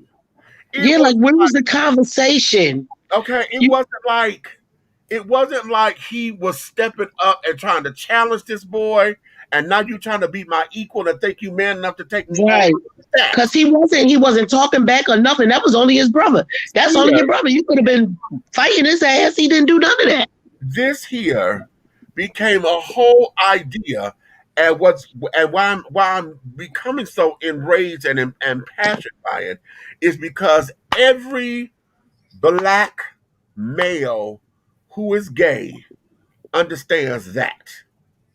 You hear me? I'm not going to say all of us. I'm going to say most of us. Most of us have had that person in our lives, around our homes, somewhere. That's the shit that we had to deal with on a constant basis. Because now you're trying to toughen me up because you think I'm too frail or I'm too sissified. Now, I got into it on YouTube because somebody had put a clip up there on one of the clips. And this motherfucker gonna sit down there and say, oh, well, that's what he's supposed to do because he's correcting the behavior. I said, please tell me. How you corrected something of somebody being themselves? What are you correcting? That's what I'm trying to figure out. How is it that you carving the word gay in this boy's head is correcting any motherfucking thing? Huh? How? How is it that you take a moment and basically brand this child with clippers the same way that the slave master branded the slave to say you're my property? The same way that Hitler branded the gay folks because they were different, and the Jewish folks that they had in those concentration camps went through motherfucking hell. But those who were branded gay went through an extra set of hell. Okay, I got a question for you, Meek. Yes. Did you or did you not just describe utter ignorance? Of course I did. But here's the problem that I'm having is that we have allowed ignorance to be bliss because at this particular stage of the game, this is 2021. This just happened recently. At this stage of the game, with so much information that's out there, with everybody sitting up there mad because we got all these different motherfucking rainbow prizes carried on, with everything that's on the motherfucking TV, with everything that y'all's talking about, oh, the LGBT community is doing this. We got too much information out there now. For in 2021, a dumb motherfucker like that is still want to challenge a 12-year-old because you say he said gay shit. Why the fuck you still saying that gay shit? Again, that goes back to my statement I made. Their environment. Did you look around whether you were in the video with that? Yeah. You forget, the books over there only have 32 pages. In the upper neighborhood, the books have 132 pages. And over in the upper neighborhoods, they will already have the knowledge and not the ignorance. See, this is where it gets a little tricky for me. Because I'm telling you, no, I don't like it. I'm gonna tell you why. I'm trying to chill. No, I get what you said. I get what you saying, Kev. Yeah. Yeah, but I'm trying to chill on the whole subject because what y'all don't understand is I had a motherfucker when I was at motherfucking 10, 11 years old.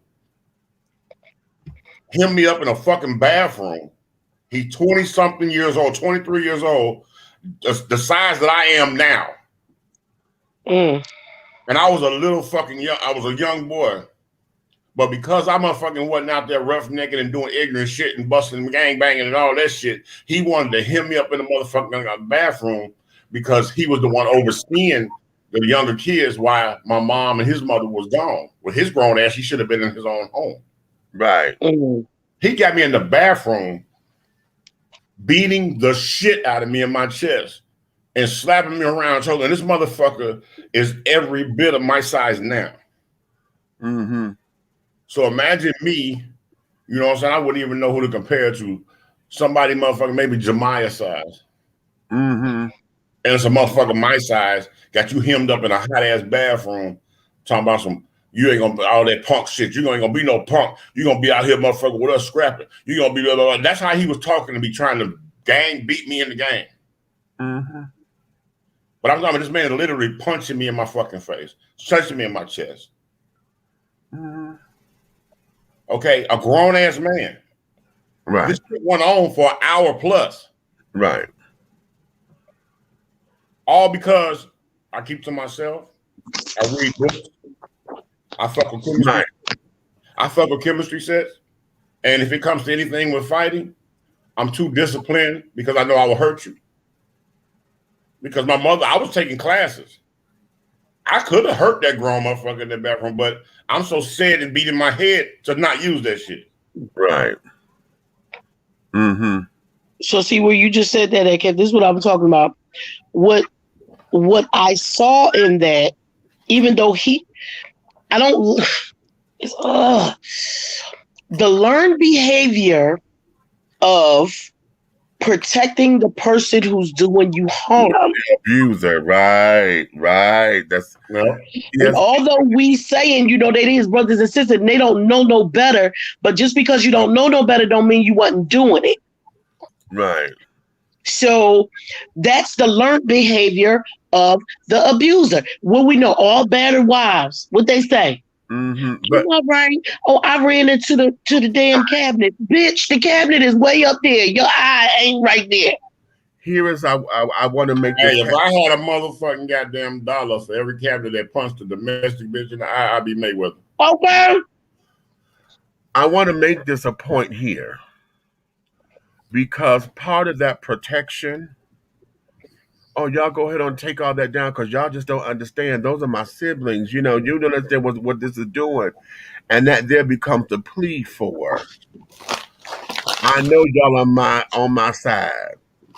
But they see me as y'all. Y'all are gay too.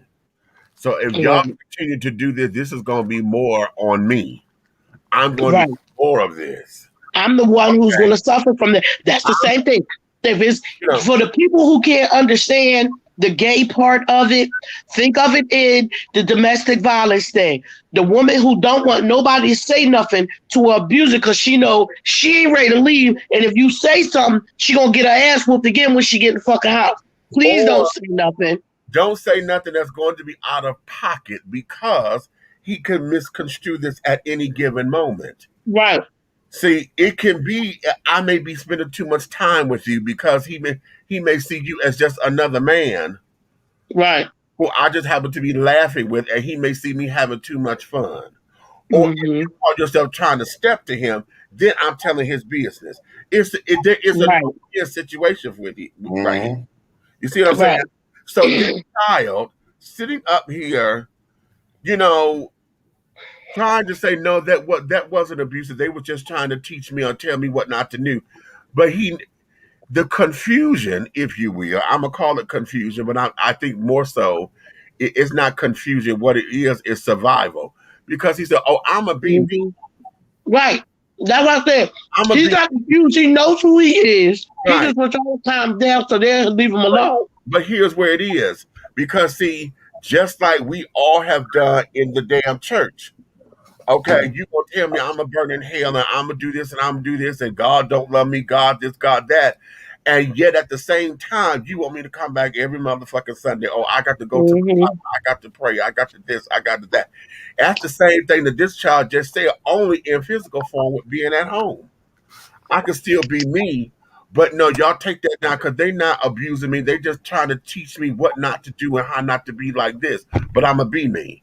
So all we got the battle right here. So that means at any given moment, when this child is strong enough, old enough, and free enough to get the fuck away from there, yeah, he's going to. And I was trying to find my sister girl Hope Giselle because she did a post. And she sat down and she broke that down. She said, "This is why when black gay kids get up and they leave, why they don't come back. This is why and why they don't come to the family reunions. This is why." I see. Yeah, I watched that. Okay, I watched it. If they do, they coming to let you hoes have it. Right. Okay. And this is why. Because we have normalized this as natural or supposedly regular behavior to try to raise our boy.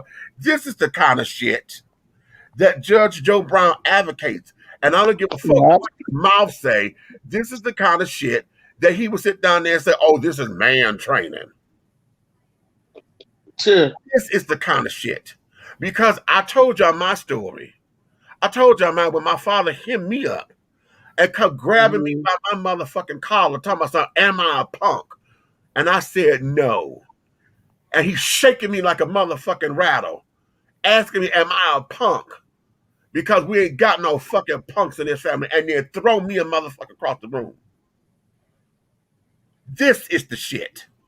You understand? All in the name of black masculinity. No, let me take black out of it. Because, see, I've heard similar stories from my white counterparts. I just don't know their struggle because I don't live in their houses. I know what we as black folks do because I've seen it. I've experienced it. I've seen it in other households. I've seen folks get kicked out of their houses and shit. I've seen it where, hell, I told y'all, during my teens, I didn't have regular one-on-one fights. I had the gang fight.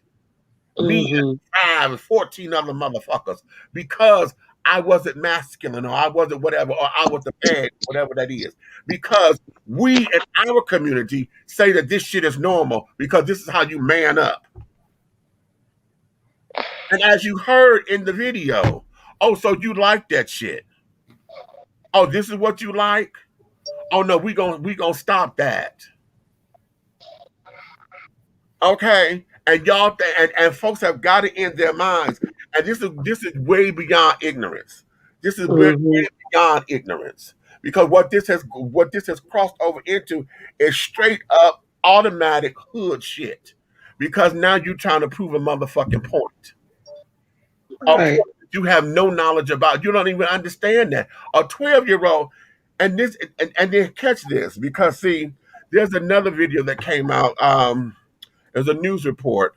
An acquaintance of mine, he's running for he lives in the same ward that the baby does, okay? And he's running for councilman over there. And he had gone out and found out that was in his ward. He went over to talk to the mother and the child prior to them removing the child. Okay. And he said, now we have another somebody in the system. Okay. Right. That's what I said. Like, and now is what they're doing to him in the system. And that's what we're talking about. Now we done took him out of here and then put him in the system. And was that better? Because in most cases, the system is sometimes even worse than the situation you call yourself saving them from. Nigga. Okay. Okay. And so this is where things like this can't just be swept under the rug by the next story. Because now it's been brought to the forefront. Everybody's talking about it. So now we have to do our due diligence to keep a spotlight on it so that don't no asshole in the system do nothing to him because you know that people are going to be looking. Somebody going to Antoine Fisher his ass. Yep. Oh. Now here's the question that I want to pose, because see, now I want to know, they took the child out of the home, but I want to know if, and this is maybe controversial because some folks will say, well, why are you going to bring up charges on them? My whole thing is this. If you step up like that on a 12-year-old little child, the crime comes in not just because you did it, but motherfucker, y'all sit down there knowingly recorded this and put this up on social media like that. Right. Okay. That's what this is. Because had this not been on social media, is it still a tragedy? Yes, it is. Okay. Yeah. This would be one of those stories that we hear all the time when you hear gay kids who run away, or just anybody who talk about their coming out story, how it was when they were kids and how I got picked on, jumped on, spit on, whatever the case may be. There to be another one of those particular kind of stories as to how I had a hard life. You understand? Okay, I got a question. Uh-huh. Because this question right here is going to raise an eyebrow because of how we're treated in the judicial system. Right. If the police is called to a Afro-American domestic violence situation, right? Mm. The children can be asleep during this situation. Mm-hmm. And when the man gets taken to jail, when his charges come back, the number of kids, because they're going to ask it on the report how many kids in the home. Mm-hmm. And if they say 4 kids are in the home, but they all sleep during all this shit going on, they don't know nothing about what's going on. Right. Mm-hmm. But in the report it says, oh, he called me all kind of bitches, then he pushed me down, and he told me he was gonna fucking kill me, and that's not right. Okay, cool. That's what it said. When he get ready to get out and it's time to go to court, he no longer has a simple battery or a domestic situation. He has 4 counts of child endangerment. Yeah. So where is the counts of child endangerment when he calling him sissy motherfuckers, fag, punk, whatever for you using all that shit he was doing in the video? Right. Right. See, this is what my problem with the law. You will stack charges against something. She could have lied. You might not never put your hands on her. Y'all had an argument. Right. You got all these damn child endangerments and fucking domestic abuse shit going on. But here it is, a child. Right. Is being jumped on, or not jumped on, but doggone pushed around by his siblings, which are older than him, old enough to know better. And they're cussing and fussing. But you got a whole video. Why you didn't go arrest them for just child endangerment? Exactly. Okay. Right. I was going there because I'm like, and that's why I said this may be that way, but a lot of folks will sit down there and say, "Oh, how can that be? They sit up there, they doing what's right. Yeah, you know, he was a little softer, motherfucker. You got to toughen his ass up sometimes." That's so crazy. And that is the bane of my fucking gay existence in the Black community. That bullshit right there, that is absolutely insanely ludicrous. And I get tired of us as Black folks thinking that, and that my heteroattractional counterparts who are in that particular mindset, that you want to think that is okay. And anytime it's challenged, you want to sit down and say that you can't tell me how to raise my kids because this world is tough and I want to make sure that how the fuck are you making sure of anything when you're not taking into consideration? Because this is what the boy said last night. He said, you said that fuck shit last night and you thought I wasn't going to let you, you thought I was going to let you get away with it from last night, didn't you? Okay. So now we got shit that's building up and it's... Okay, hey man, what is soft? Yeah, thank you. Okay, let's talk about the child. Let's not talk about the child. What is soft? What is what they call it, punk, sissy, whatever the fuck the term derogatory statement they use. When they use these words, okay, what exactly do they mean when they're talking to a child? Okay, because when you look at the behavior, everybody has a different DNA, what I call the DNA schedule on growth in life. Yes. You got some grown-ass masculine NFL players that ain't like nothing but pussy their whole life, but they play with baby dolls when they was that boy age. Right. Yeah. You get what I'm saying? Right. Okay, was it punk behavior? And he didn't turn. There's a lot of masculine heterosexual men that have done things that they doggone are dogging in this video. Okay. Okay, my whole fucking goddamn my freshman sophomore year of high school, I had on every outfit from Purple Rain. Did I turn out gay? Come on now. You get what I'm saying? Yeah. Did that make me gay? Punk shit, just faggot. What? I was in motherfucking the modeling club in high school. I know how to motherfucking walk, turn, mannequin turn, stop, T, motherfucking goddamn walk. I know all that shit. Right. Okay. Did I turn out gay? You get what I'm saying? The shit is oxymoron. And it's crazy. I understand your frustration, Meech. But I also understand that them motherfuckers are totally ignorant. It don't make it right. I never said they was right. No. I know. They don't make it right. But what it is, like I said, that hood shit. That hood macho, this man ass bullshit. Right. And see, if I was standing right there, I probably would have swung on him. So I got my way of metro. I got my way of reprimanding children. Right. I got my way of getting on them. You know what I'm saying? But it's per subject, per action. You got to say, yeah, but reprimanding children for bad behavior is one thing. Right, but I'm saying even with that situation, that is not a physical situation. That is an educational situation. Because you could go see he could have, his big brother could have went for a walk with him and talked to him and asked him about what he was feeling. Ask him about his what he had going on inside him. Because guess what that would have done? That would have educated the big brother. Right. You feel me? You could have become educated from what you don't know. And now he hit you with something you don't know. You can either build a bond and accept it, or you can tell him how you feel about that. And it's up to him from that point on. He might say, okay, well, big bro, I just want, bring my lifestyle around you, love you, hug, dap, whatever, boom, boom. Or he can be like, hey, that's who you are. This is who I am. And it's all good at the end of the day. Yeah, even if you don't like it, you ain't got to be abusing them because you don't like it. Exactly. But the thing is it wasn't one of those situations like he just caught him doggone breaking in a liquor store or stealing a car or something. Right. That's when you're chastising him. But you don't doggone chastise him for being who he is. Because guess what? At that age, he may not even be gay.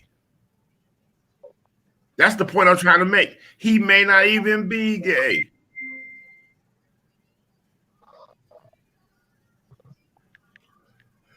I have questions that I really want to inquire. The haircut thing outside. The carving gay in his head, that went too far.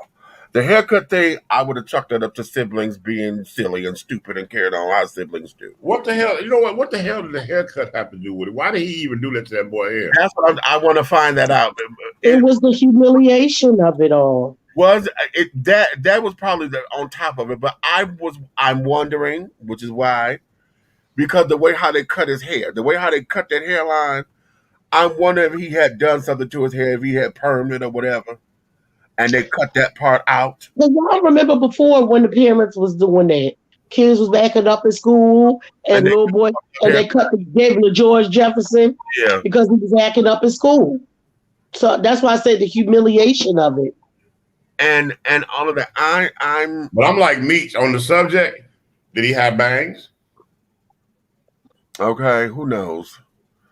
Who knows? Because see that part that's the part that's unclear that we don't have. When I look at this and when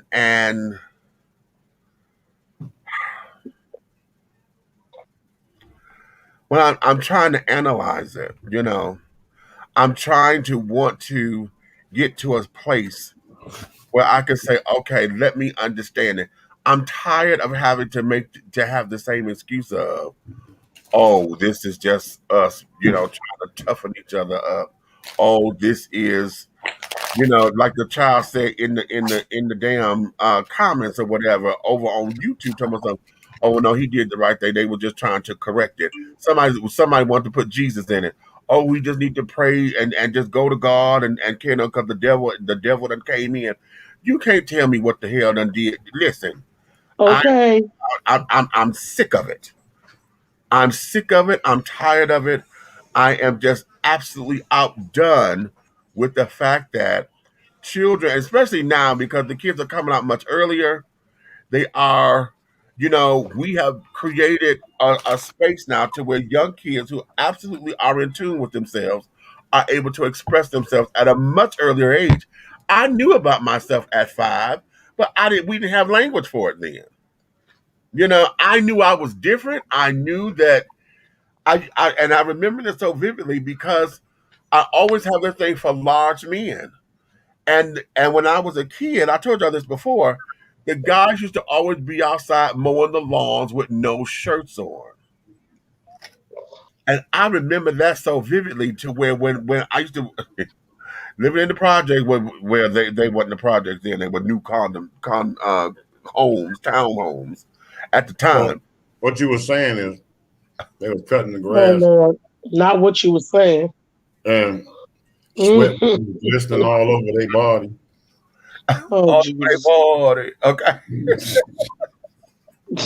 Something wrong with both of y'all. Okay. But yeah. Yes, and that's what it was. Now, when I told this to Brother Umar Johnson, honey, he tried to tell me, he wanted to tell me, oh, that wasn't sexual. I didn't say it was sex. I just said I knew I liked it, and I didn't know why. Mm-hmm.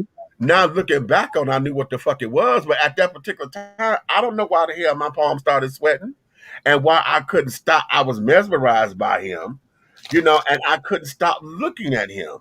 All I know, you want to cut some grass, huh? Huh? You want to cut some grass?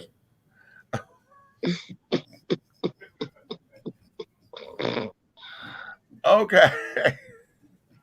Just a couple of blades, honey. Just a couple of blades.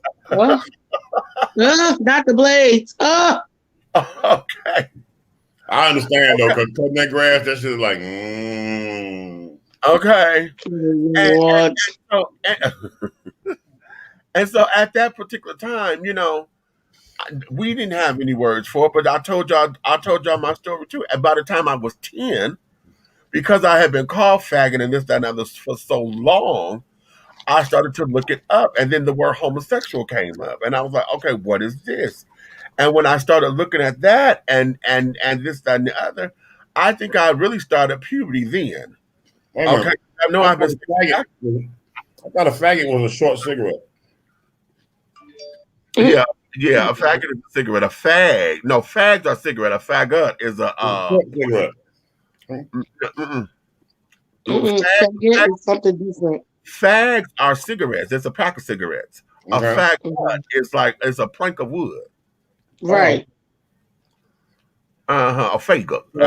As T.S. Matt said, the faggots. So I'm saying, if they called you a faggot, I mean, I don't understand how that's derogatory, because, I mean, if you're a plank of wood, like everybody wants to be a plank of wood when it comes down to their intimacy. Listen. You want to give them the wood. It is. Wait a minute. Tracy said, "What my thing is, he can't advocate for himself right now," and that you're absolutely right. He can't. But wait a minute. Hold on, because see, this is where this is different. Because see, as y'all saw in the second clip, he's on social media. So now, he has the opportunity to advocate for himself because shit, he done queen the fuck out. All right, bitches. He showed the shit, so he's very comfortable with who the hell he is. He knows exactly what and this is at this particular day and age. Right now, a 12-year-old knows exactly where to go because we've made it accessible. We've made all of the language and stuff accessible. We've made LGBT centers and stuff accessible for kids. There preteen shits out there that all you gotta do is click and find out. Hell, if I was able to go and use the Dewey Decimal System to find a book and when I was 10, 11, 12, right now everything on Google and ask Siri, where are the gay hotspots? Okay. I told y'all, now listen, we said when I was home last time, I don't know if I sent y'all the video, but I'm gonna send it to you. We asked Siri, take us to the neighborhood. Cause Keisha said, Mom, I'm telling you. I said, now I know you lying. She said, Mom, I'm dead ass. So she did it. She said, Siri, take us to the neighborhood. Siri said, okay, taking you, going to the neighborhood. Put the directions went in. Where the hell did it take us? Down 13th Street. Anybody from Philly know? 13th Street is where all the gay clubs and all the gay people. And it took us right. And when we got there, Siri said, you've arrived at the neighborhood. I said, ain't this some shit? Right. I said, well, okay, Siri, go ahead, girl. Damn. So you said y'all asked Siri that? Yeah, I'm gonna send y'all the video. I'm gonna send it to y'all. I'm gonna tell Keisha because I don't know if I got it or if Keisha got it. But I know I think it's on my iPad. Yeah, we asked Siri to take us to the neighborhood. Yeah, Siri take me to the neighborhood and he kicked right in. It took us right down 13th Street, and when we got there, Siri said, "You've arrived at the neighborhood." And it's all the streets that got the name of the streets with the rainbow flag under there and everything. Hold up. I'm gonna see if because Google and Siri be talking to each other, so I'm gonna find out. They do. They said they friends. Hold on. Okay, Google. Take me to Superhead. You know, I'm gonna beat your ass. Did we say that? I fucking hate him. We walked right into that one. He left us, Cap. Cap, he left us. You made him leave. You ran him out of here.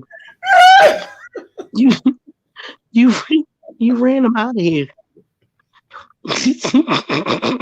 Hey. You're stupid.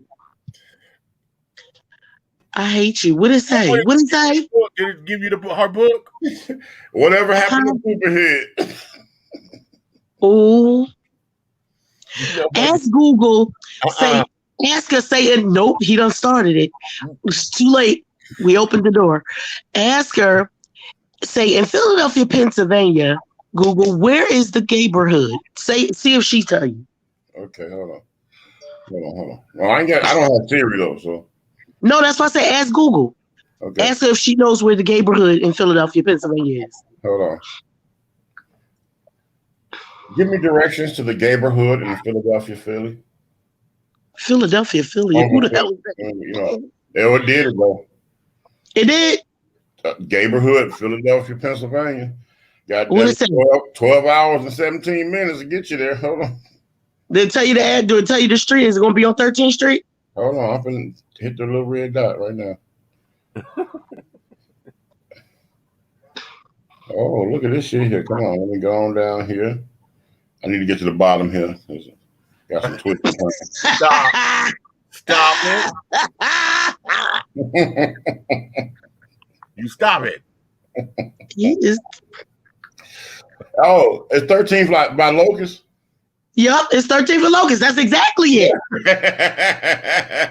I told you. Y'all thought I was playing. That's the neighborhood. Yep, there it is. That's over the neighborhood in Atlanta. Crazy, right? Somebody who said what? Somebody said somebody the neighborhood in Atlanta.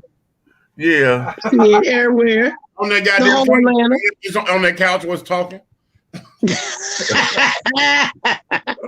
Upstairs at my house. What y'all talking about? Okay. Shit. In Chicago at my daughter's everywhere. House. Okay. No, ask me a question, Mama. Do they know what wood and apples mean? What? What is wood and apples? Girl, bye. The hell? I was going to say, what in the hell? Okay, I'm not girl, bye. Think about it. Okay, what is pie and chicken?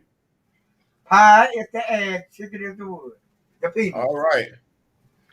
Yeah. Oh, since okay. You're being an ass, would you wood the chicken? Oh Lord, what? Why are you letting them two see? Because this would want to be on the show. She was trying to get in yesterday. Her bitch ass went to motherfucking sleep. Talking about, I went to sleep. Can I be on the show? Now she's here. She want to be on the show, so she talking out the side. I got that neck. Go ahead and your business, girl. Okay. I'm dead.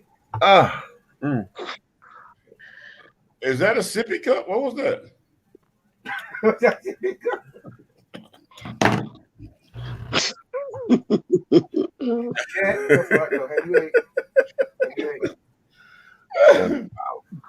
But all right, on that note, honey, yeah, because we could beat this horse and we can beat it. And right now, we beating horse. You said we beating horse. What? Oh, Jesus. We can sit down here and go round robin, and the only way this is going to get better is if we sit down and we got to have these open conversations. Because I'm tired of preaching to the choir. I'm tired of the choir singing. We got to get to the motherfuckers who feel as though this is the right thing to do and have that discussion. And it's going to be hard. It's going to be difficult. Mitch, you in a hypocritical world, man. Right. I know. You're in a hypocritical world. You know what? I don't know. I really don't. Big red fella don't even care anyway. So I'm gonna tell you a quick doggone summary of something that I find hypocritical. You have okay. I love my church. I go, I go to virtually since we've been going. But here's the thing. A lot of times the pastor will preach on, it was Adam and Eve and not Adam and Steve. So he'll say that type of shit, right? Right. Mm-hmm. But let's get into the church, the physical church. Okay, the music director got fired, which was a great guy, great, very talented dude. Why? Because he was portraying to be this shiny Christian, but he was around there smashing every woman through the church with a wife at home. Wow. But he smashed one and he smashed his way to her heart, and she exposed him. And the way she exposed him is she viralized video of their escapades. Oh.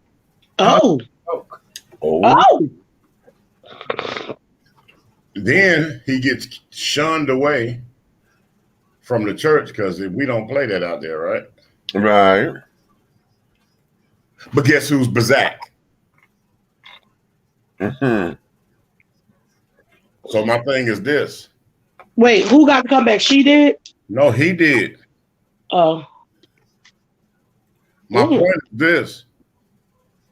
Can you, now that you accept that, can you accept out of the closet members? I don't see why not. He lucky. Usually the choir director, that's usually when they only okay if they can come and direct the choir. It's fine for that. If your choir, if you got a award-winning choir, and they gonna make sure that the choir wins some shit.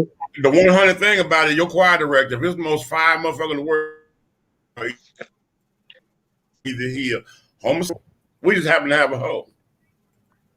Yeah, that's what I was saying. Y'all's was different because you just had a hoe as a choir director, and that's the thing, right? Because the choir director is accepted. Well, you know what? I'm sorry, I got other thoughts because I feel like everybody got to come to Jesus, and Jesus know everybody's heart, and that has nothing. What I do is don't have nothing to do with my faith. Right. That is between you and God. Y'all say God created. If you say God already knew it, it was already written. God already knew who you were before you came through your mother's ass. So who the hell is this people on this damn earth to try to be telling somebody? This is where the mainstream religion gets on my nerves, because no matter which one of them it is, either like in Islam, you're always gonna hear it's written. It was already written, right? So if it was already written, God already knew. And Christianity, we're gonna say, you was created in God's image. Okay, so it was I or wasn't I? Okay. If somebody's gay, then all of a sudden, or you say God don't make no mistakes, but then you tell me I'm a mistake. Make up your damn mind. Okay, I got a question for you. They say which came first, the chicken or the egg, right? I can't with you. I say which came first, the sugar or the man. Oops. My uncle named Sugar Man. Is he gay? No, he's not. He's not. There you go. My point exactly. My thing is this: if God is in all things and He's the creator of everything, right, then He's the creator of everything sweet, sour, masculine, or beautiful. Period. No matter what you think about it, if God created it, that's His image. So when that person looks in the mirror, they will see God in them. There you go. And it's all subjective anyway. Belief is subjective. Right. Belief is not concrete. There you go. Belief is subjective. Because ain't nobody gonna know who got it right until we close our eyes. You know, and right now the only thing you get right is the shit that propels you forward. When you learn the lessons that you're supposed to learn, when you sit down there and navigate your way through this thing we call life, and this is your life. This is what this is. Listen, nothing is going to change the fact. When I was younger, I told folks all the time, honey, I don't care what it is that you do. If you fight, honey, I'm going to be a whoop sissy. If you shoot me, I'm going to be a shot sissy. If you kill me, I'm going to be a dead sissy. The common thing is sissy's still there. Okay. Let me ask you this. Here go a question, you guys. Let me pose this question. Let's take this from both sides. A gay person who we ain't even just gonna say celibate. It's just nothing. The abstinence, total abstinence. Mm-hmm. And a heterosexual person, total abstinence. Mm-hmm. You still mad at the gay person for what? Yeah. Because we already know that their heads go straight to sex. When you hear somebody say they're gay, first thing people think about is their sexual orientation. So if they ain't having sex, you're still mad. What is it? Yeah, I'm gonna tell you. Let me give you this. And Lee, before you say that, Nikki made a good point there, because they automatically gonna go to sex. But what about the heterosexual man? If he ain't having sex, then what? Nah, he gay. Yeah, because come on, they always said about heterosexual virgin men or those who are practicing celibacy. What is it gonna be? A woman will throw that at a man all day. How you gonna deny this? Oh shit, right? Ass gay. No, bitch. Yep. As soon as you act like you don't want her, he must be gay. Oh no, bitch, you skank. Have you considered that? You skank. So I'm trying to figure out. So what's the argument then? Okay, let me. That person ain't even sexual. What's the argument? Let me give y'all this because I know someone like this. Okay. Yeah, and I go ahead. That's why I asked, because I do too. And when I first met him, and I really need to go find out and see how he's doing. We haven't seen each other in years. But I know the last time that I spoke with him, he was dealing with was it Lou Gehrig's or something? Wow. Multiple sclerosis, something. Okay, it's one of those body things, kind of like what lupus, one of those things. MS. That's what my brother-in-law had. He passed away from MS. But I know he was traumatized by his mother. Okay, his mother sexually abused him as a child. Oh. Okay.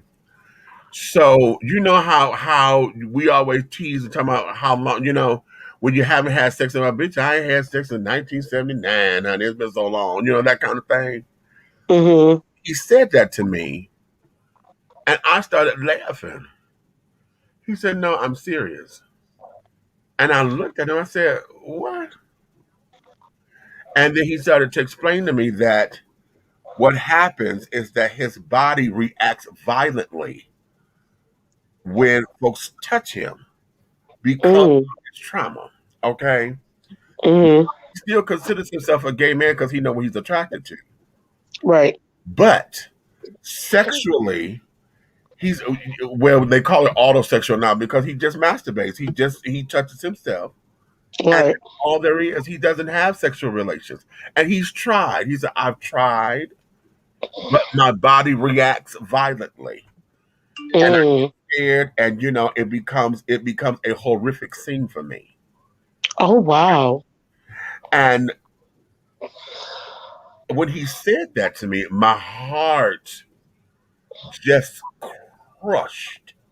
Yeah, I know yours do.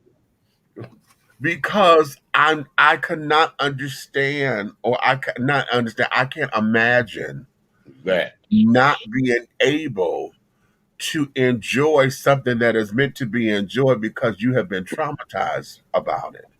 And then it put me in the mind frame of everyone else who have had some kind of sexual trauma.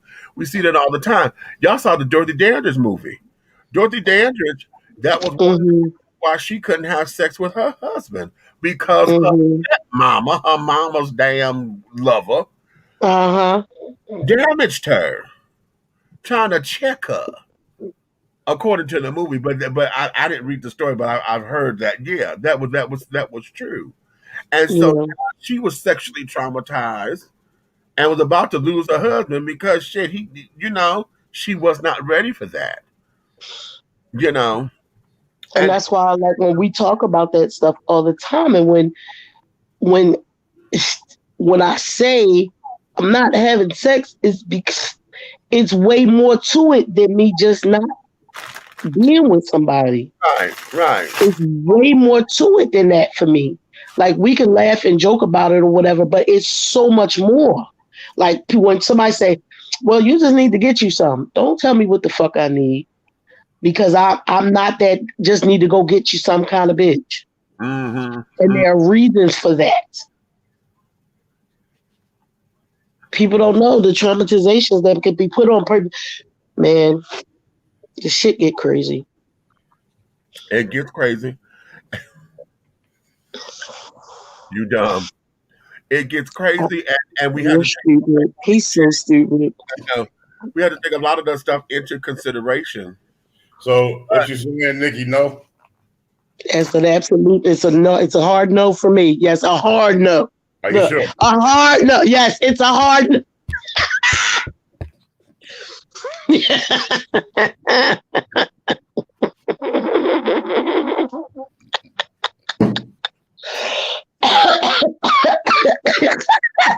even get the chips in his mouth.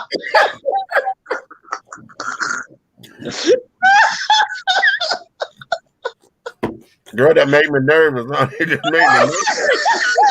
Because I knew he was going to keep it up there. That's why I said, oh, it'll be time. Oh, God. But anyway, that there, this is going to have to be tackled. And the sad thing is that this is one of many. This will just happen to have been, broadcasted or whatever. But this, like you said, this ain't nothing new. Right. No. It's just that somehow, some way, whatever the educational tools that are needed, we that's what has to be taught, because some way we need to get rid of this shit, and that's a lot of internalized cleaning that we got to do. Hell, if you listen to the pastor, maybe the pastor needs to say it from the fucking pulpit from time to time. Okay? Because that ain't the way to do it. Okay, that ain't the way, and I get tired of hearing,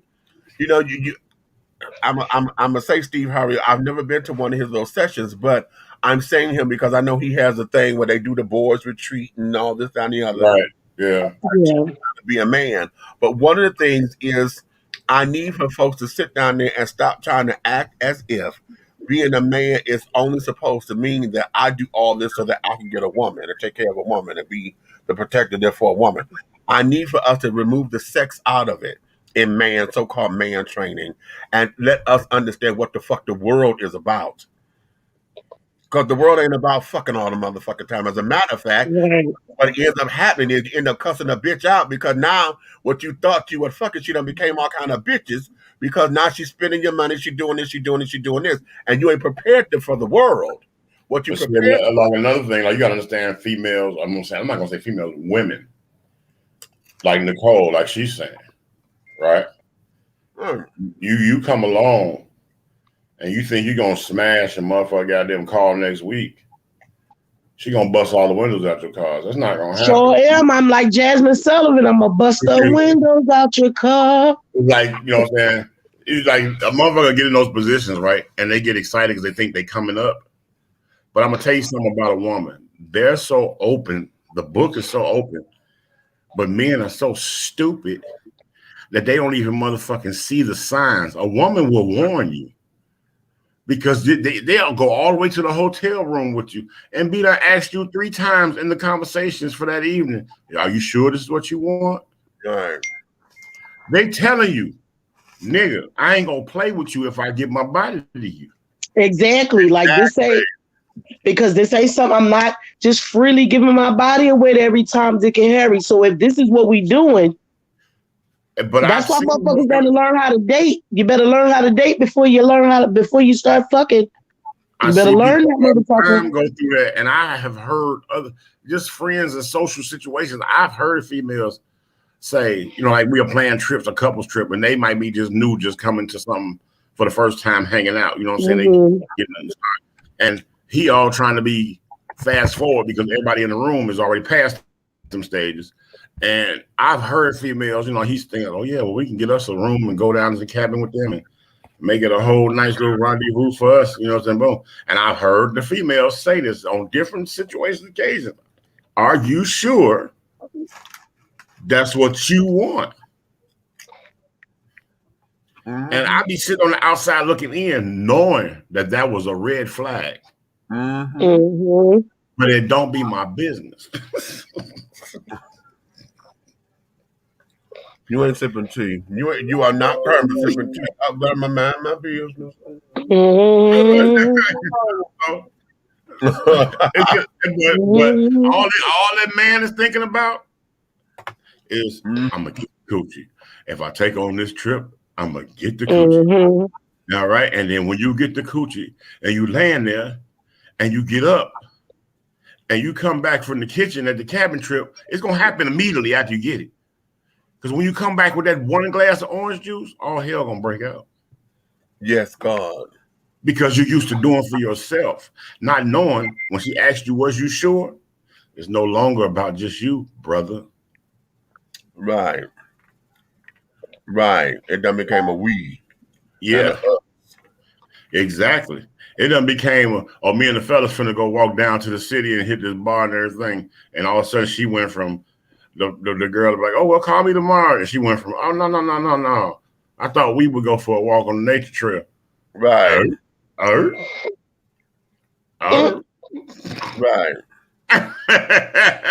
Right. Okay. Right. We're just here, and it gets unnerving, and it gets listen. They said the children got upset because in that Devin, the guy running for council, he talked to the mother, basically trying to help them get tools and things to bring the family back together because he really don't want the boy in the system. So he put a fundraiser together, right? He got 2 of them. They said on the news report, they say he got a GoFundMe for the boy, and then his name is Tyler. Let me call him by his name. His name is Tyler. All right. And then they were doing a drag show. Now that was supposed to be this past Thursday. Okay. They were going to do a drag show for a fundraiser. Do you know the children in the comments went ham on that? A drag show? What the fuck is this? Y'all exposing him to that kind of shit for? Ain't nobody said taking no damn child to no motherfucking drag show, bitch. We be a fundraiser, just like you watch the United Negro College Fund and all the stars come together to do a goddamn telethon for the United Negro College Fund.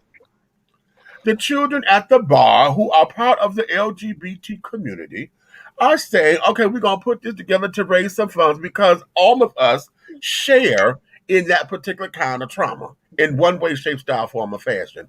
And the kid got upset, telling myself, "Oh, y'all exposing this child to." And one person said, "Oh, maybe I'm not the right person to say anything, but why a drag show? Couldn't you just have the fundraiser, bitch?" The drag show is the fundraiser, you dumb bastard. Bitch, go home some damn way. Go home. Okay. Excuse me. Yes. Don't send me another motherfucking thing today, okay?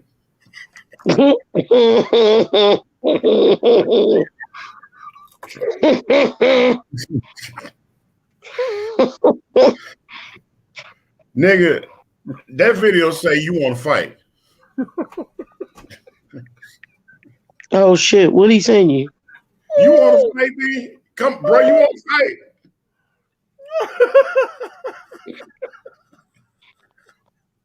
Somebody said that to me. I said, "Oh no, I'm not the only one figuring to see this." Oh my god, that bitch built up like a molar. Oh. Nikki, she looked like a motherfucking commercial for a dentist. Oh shit! Did you send it to me already? No. Not yet. But he said no, not yet. We rambling. Let these kids go to sleep. Okay, because I am. Yeah. Okay. We fight. Oh, it's 11:18. Yeah, I gotta finish doing my homework. Hey, all I know is this shit so fucked up my phone frowning. Oh Lord. Hey Cat. Yeah. Right there at the bottom of that screen. That's it down there. On the bottom of my screen. Oh, I'm like, what the fuck are you talking about? Yeah, okay. I know I got it now. Oh shit. Misha told me to send it and I forgot till just now when I just looked at it. When we turned on the show, I was like, there you go. I got it. Oh. I'm getting mad. I'm looking at these fucking questions for my homework. Listen, y'all, real quick. I'm sorry. I know we're rambling, but this is some bullshit right here. I said what I said Sunday, so let me just say this shit. They tell us to do a survey. It's an example survey. You have to use a product that was on recall, right? Right. Tell us to ask 5 men, 5 women, right? So my questions is simple question. I used Tylenol PM because remember they was on recall before. So one question, are you familiar with the product? Did the recall affect you? Then I go to look at discussion board details. Why the fuck do I have to enter a gender question on a recall product? A gender question? Why do you gotta have Yes! What the hell? Listen, assignment details. Is to measure how well nationally branded products is doing with regard to consumer recall. You will complete a study of your choice. Select a branded product that is not geared toward a specific gender. That's why I picked Tylenol PM. However, here's the thing. Complete the following. State a product and brand. I used Tylenol PM. Create a 3-question survey. I gave y'all the first 2 questions. Are you familiar with the product? Did the recall affect you? How and why do I need to ask her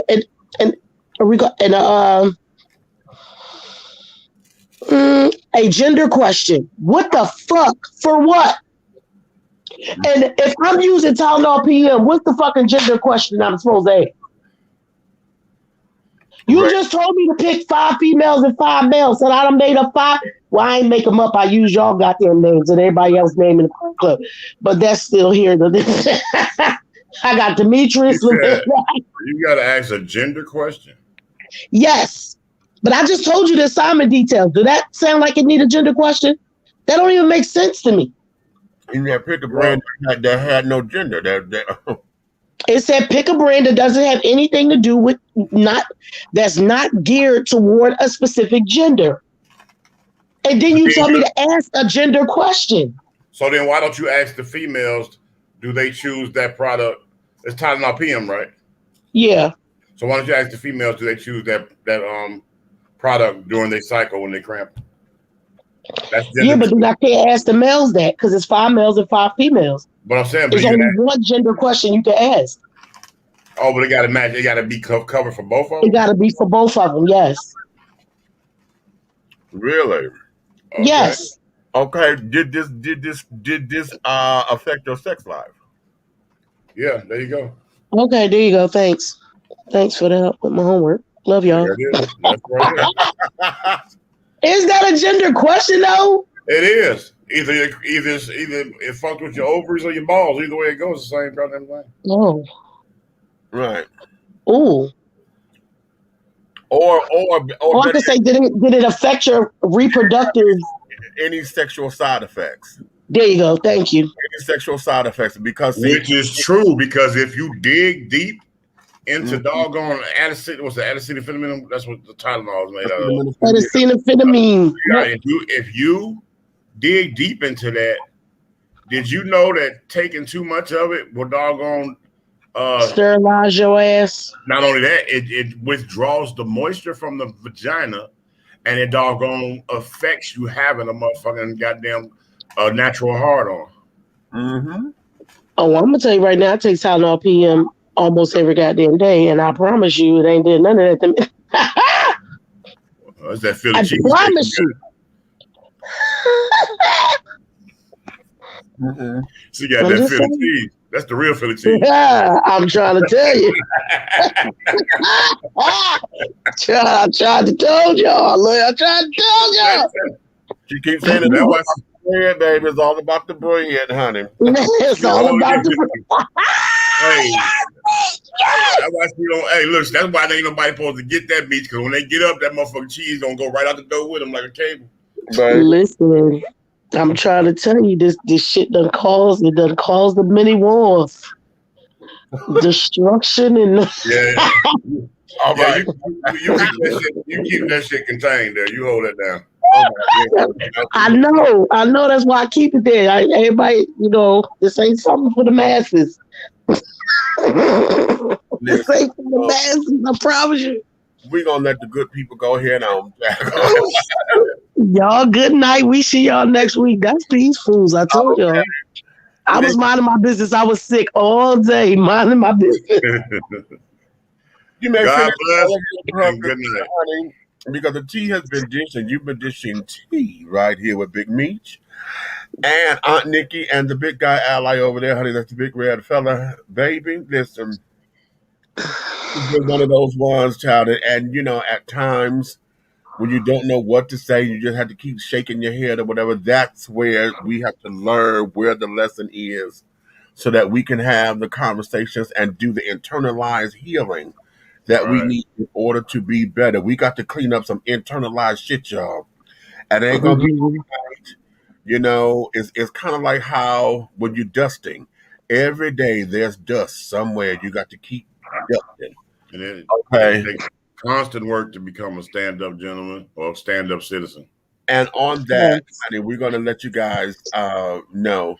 Thank you for your time, your love, and your patience with us, honey. If you love us, tell all of your friends, baby, and come join us.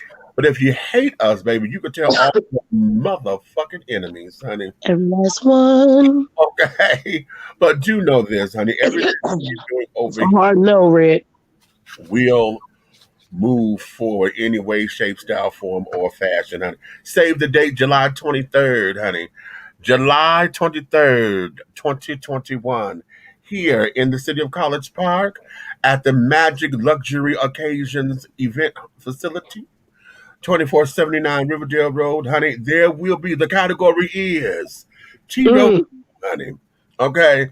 And Samantha Stevens Divinity will be hosting that night, as well as the lovely special guest, honey, will be Miss Helena Hologram, all the way from Baltimore, Maryland. Show them who you are.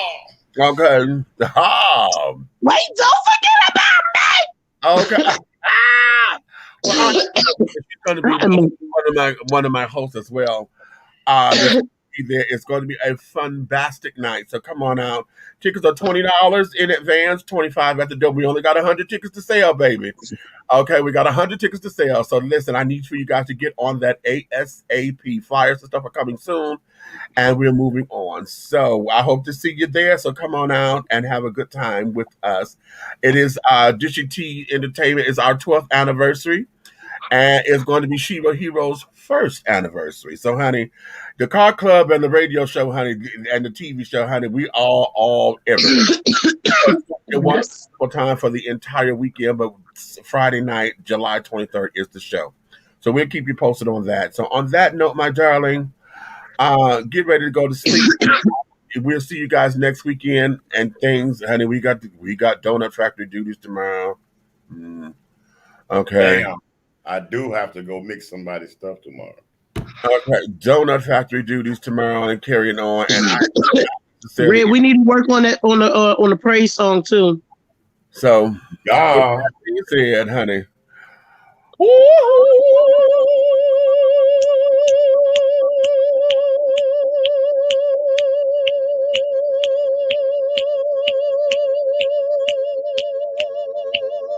Come on, Stephanie, holding them damn notes forever.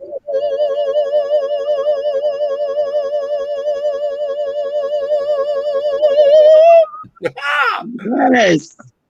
And scene, I felt very Melba Moorish. I hear you.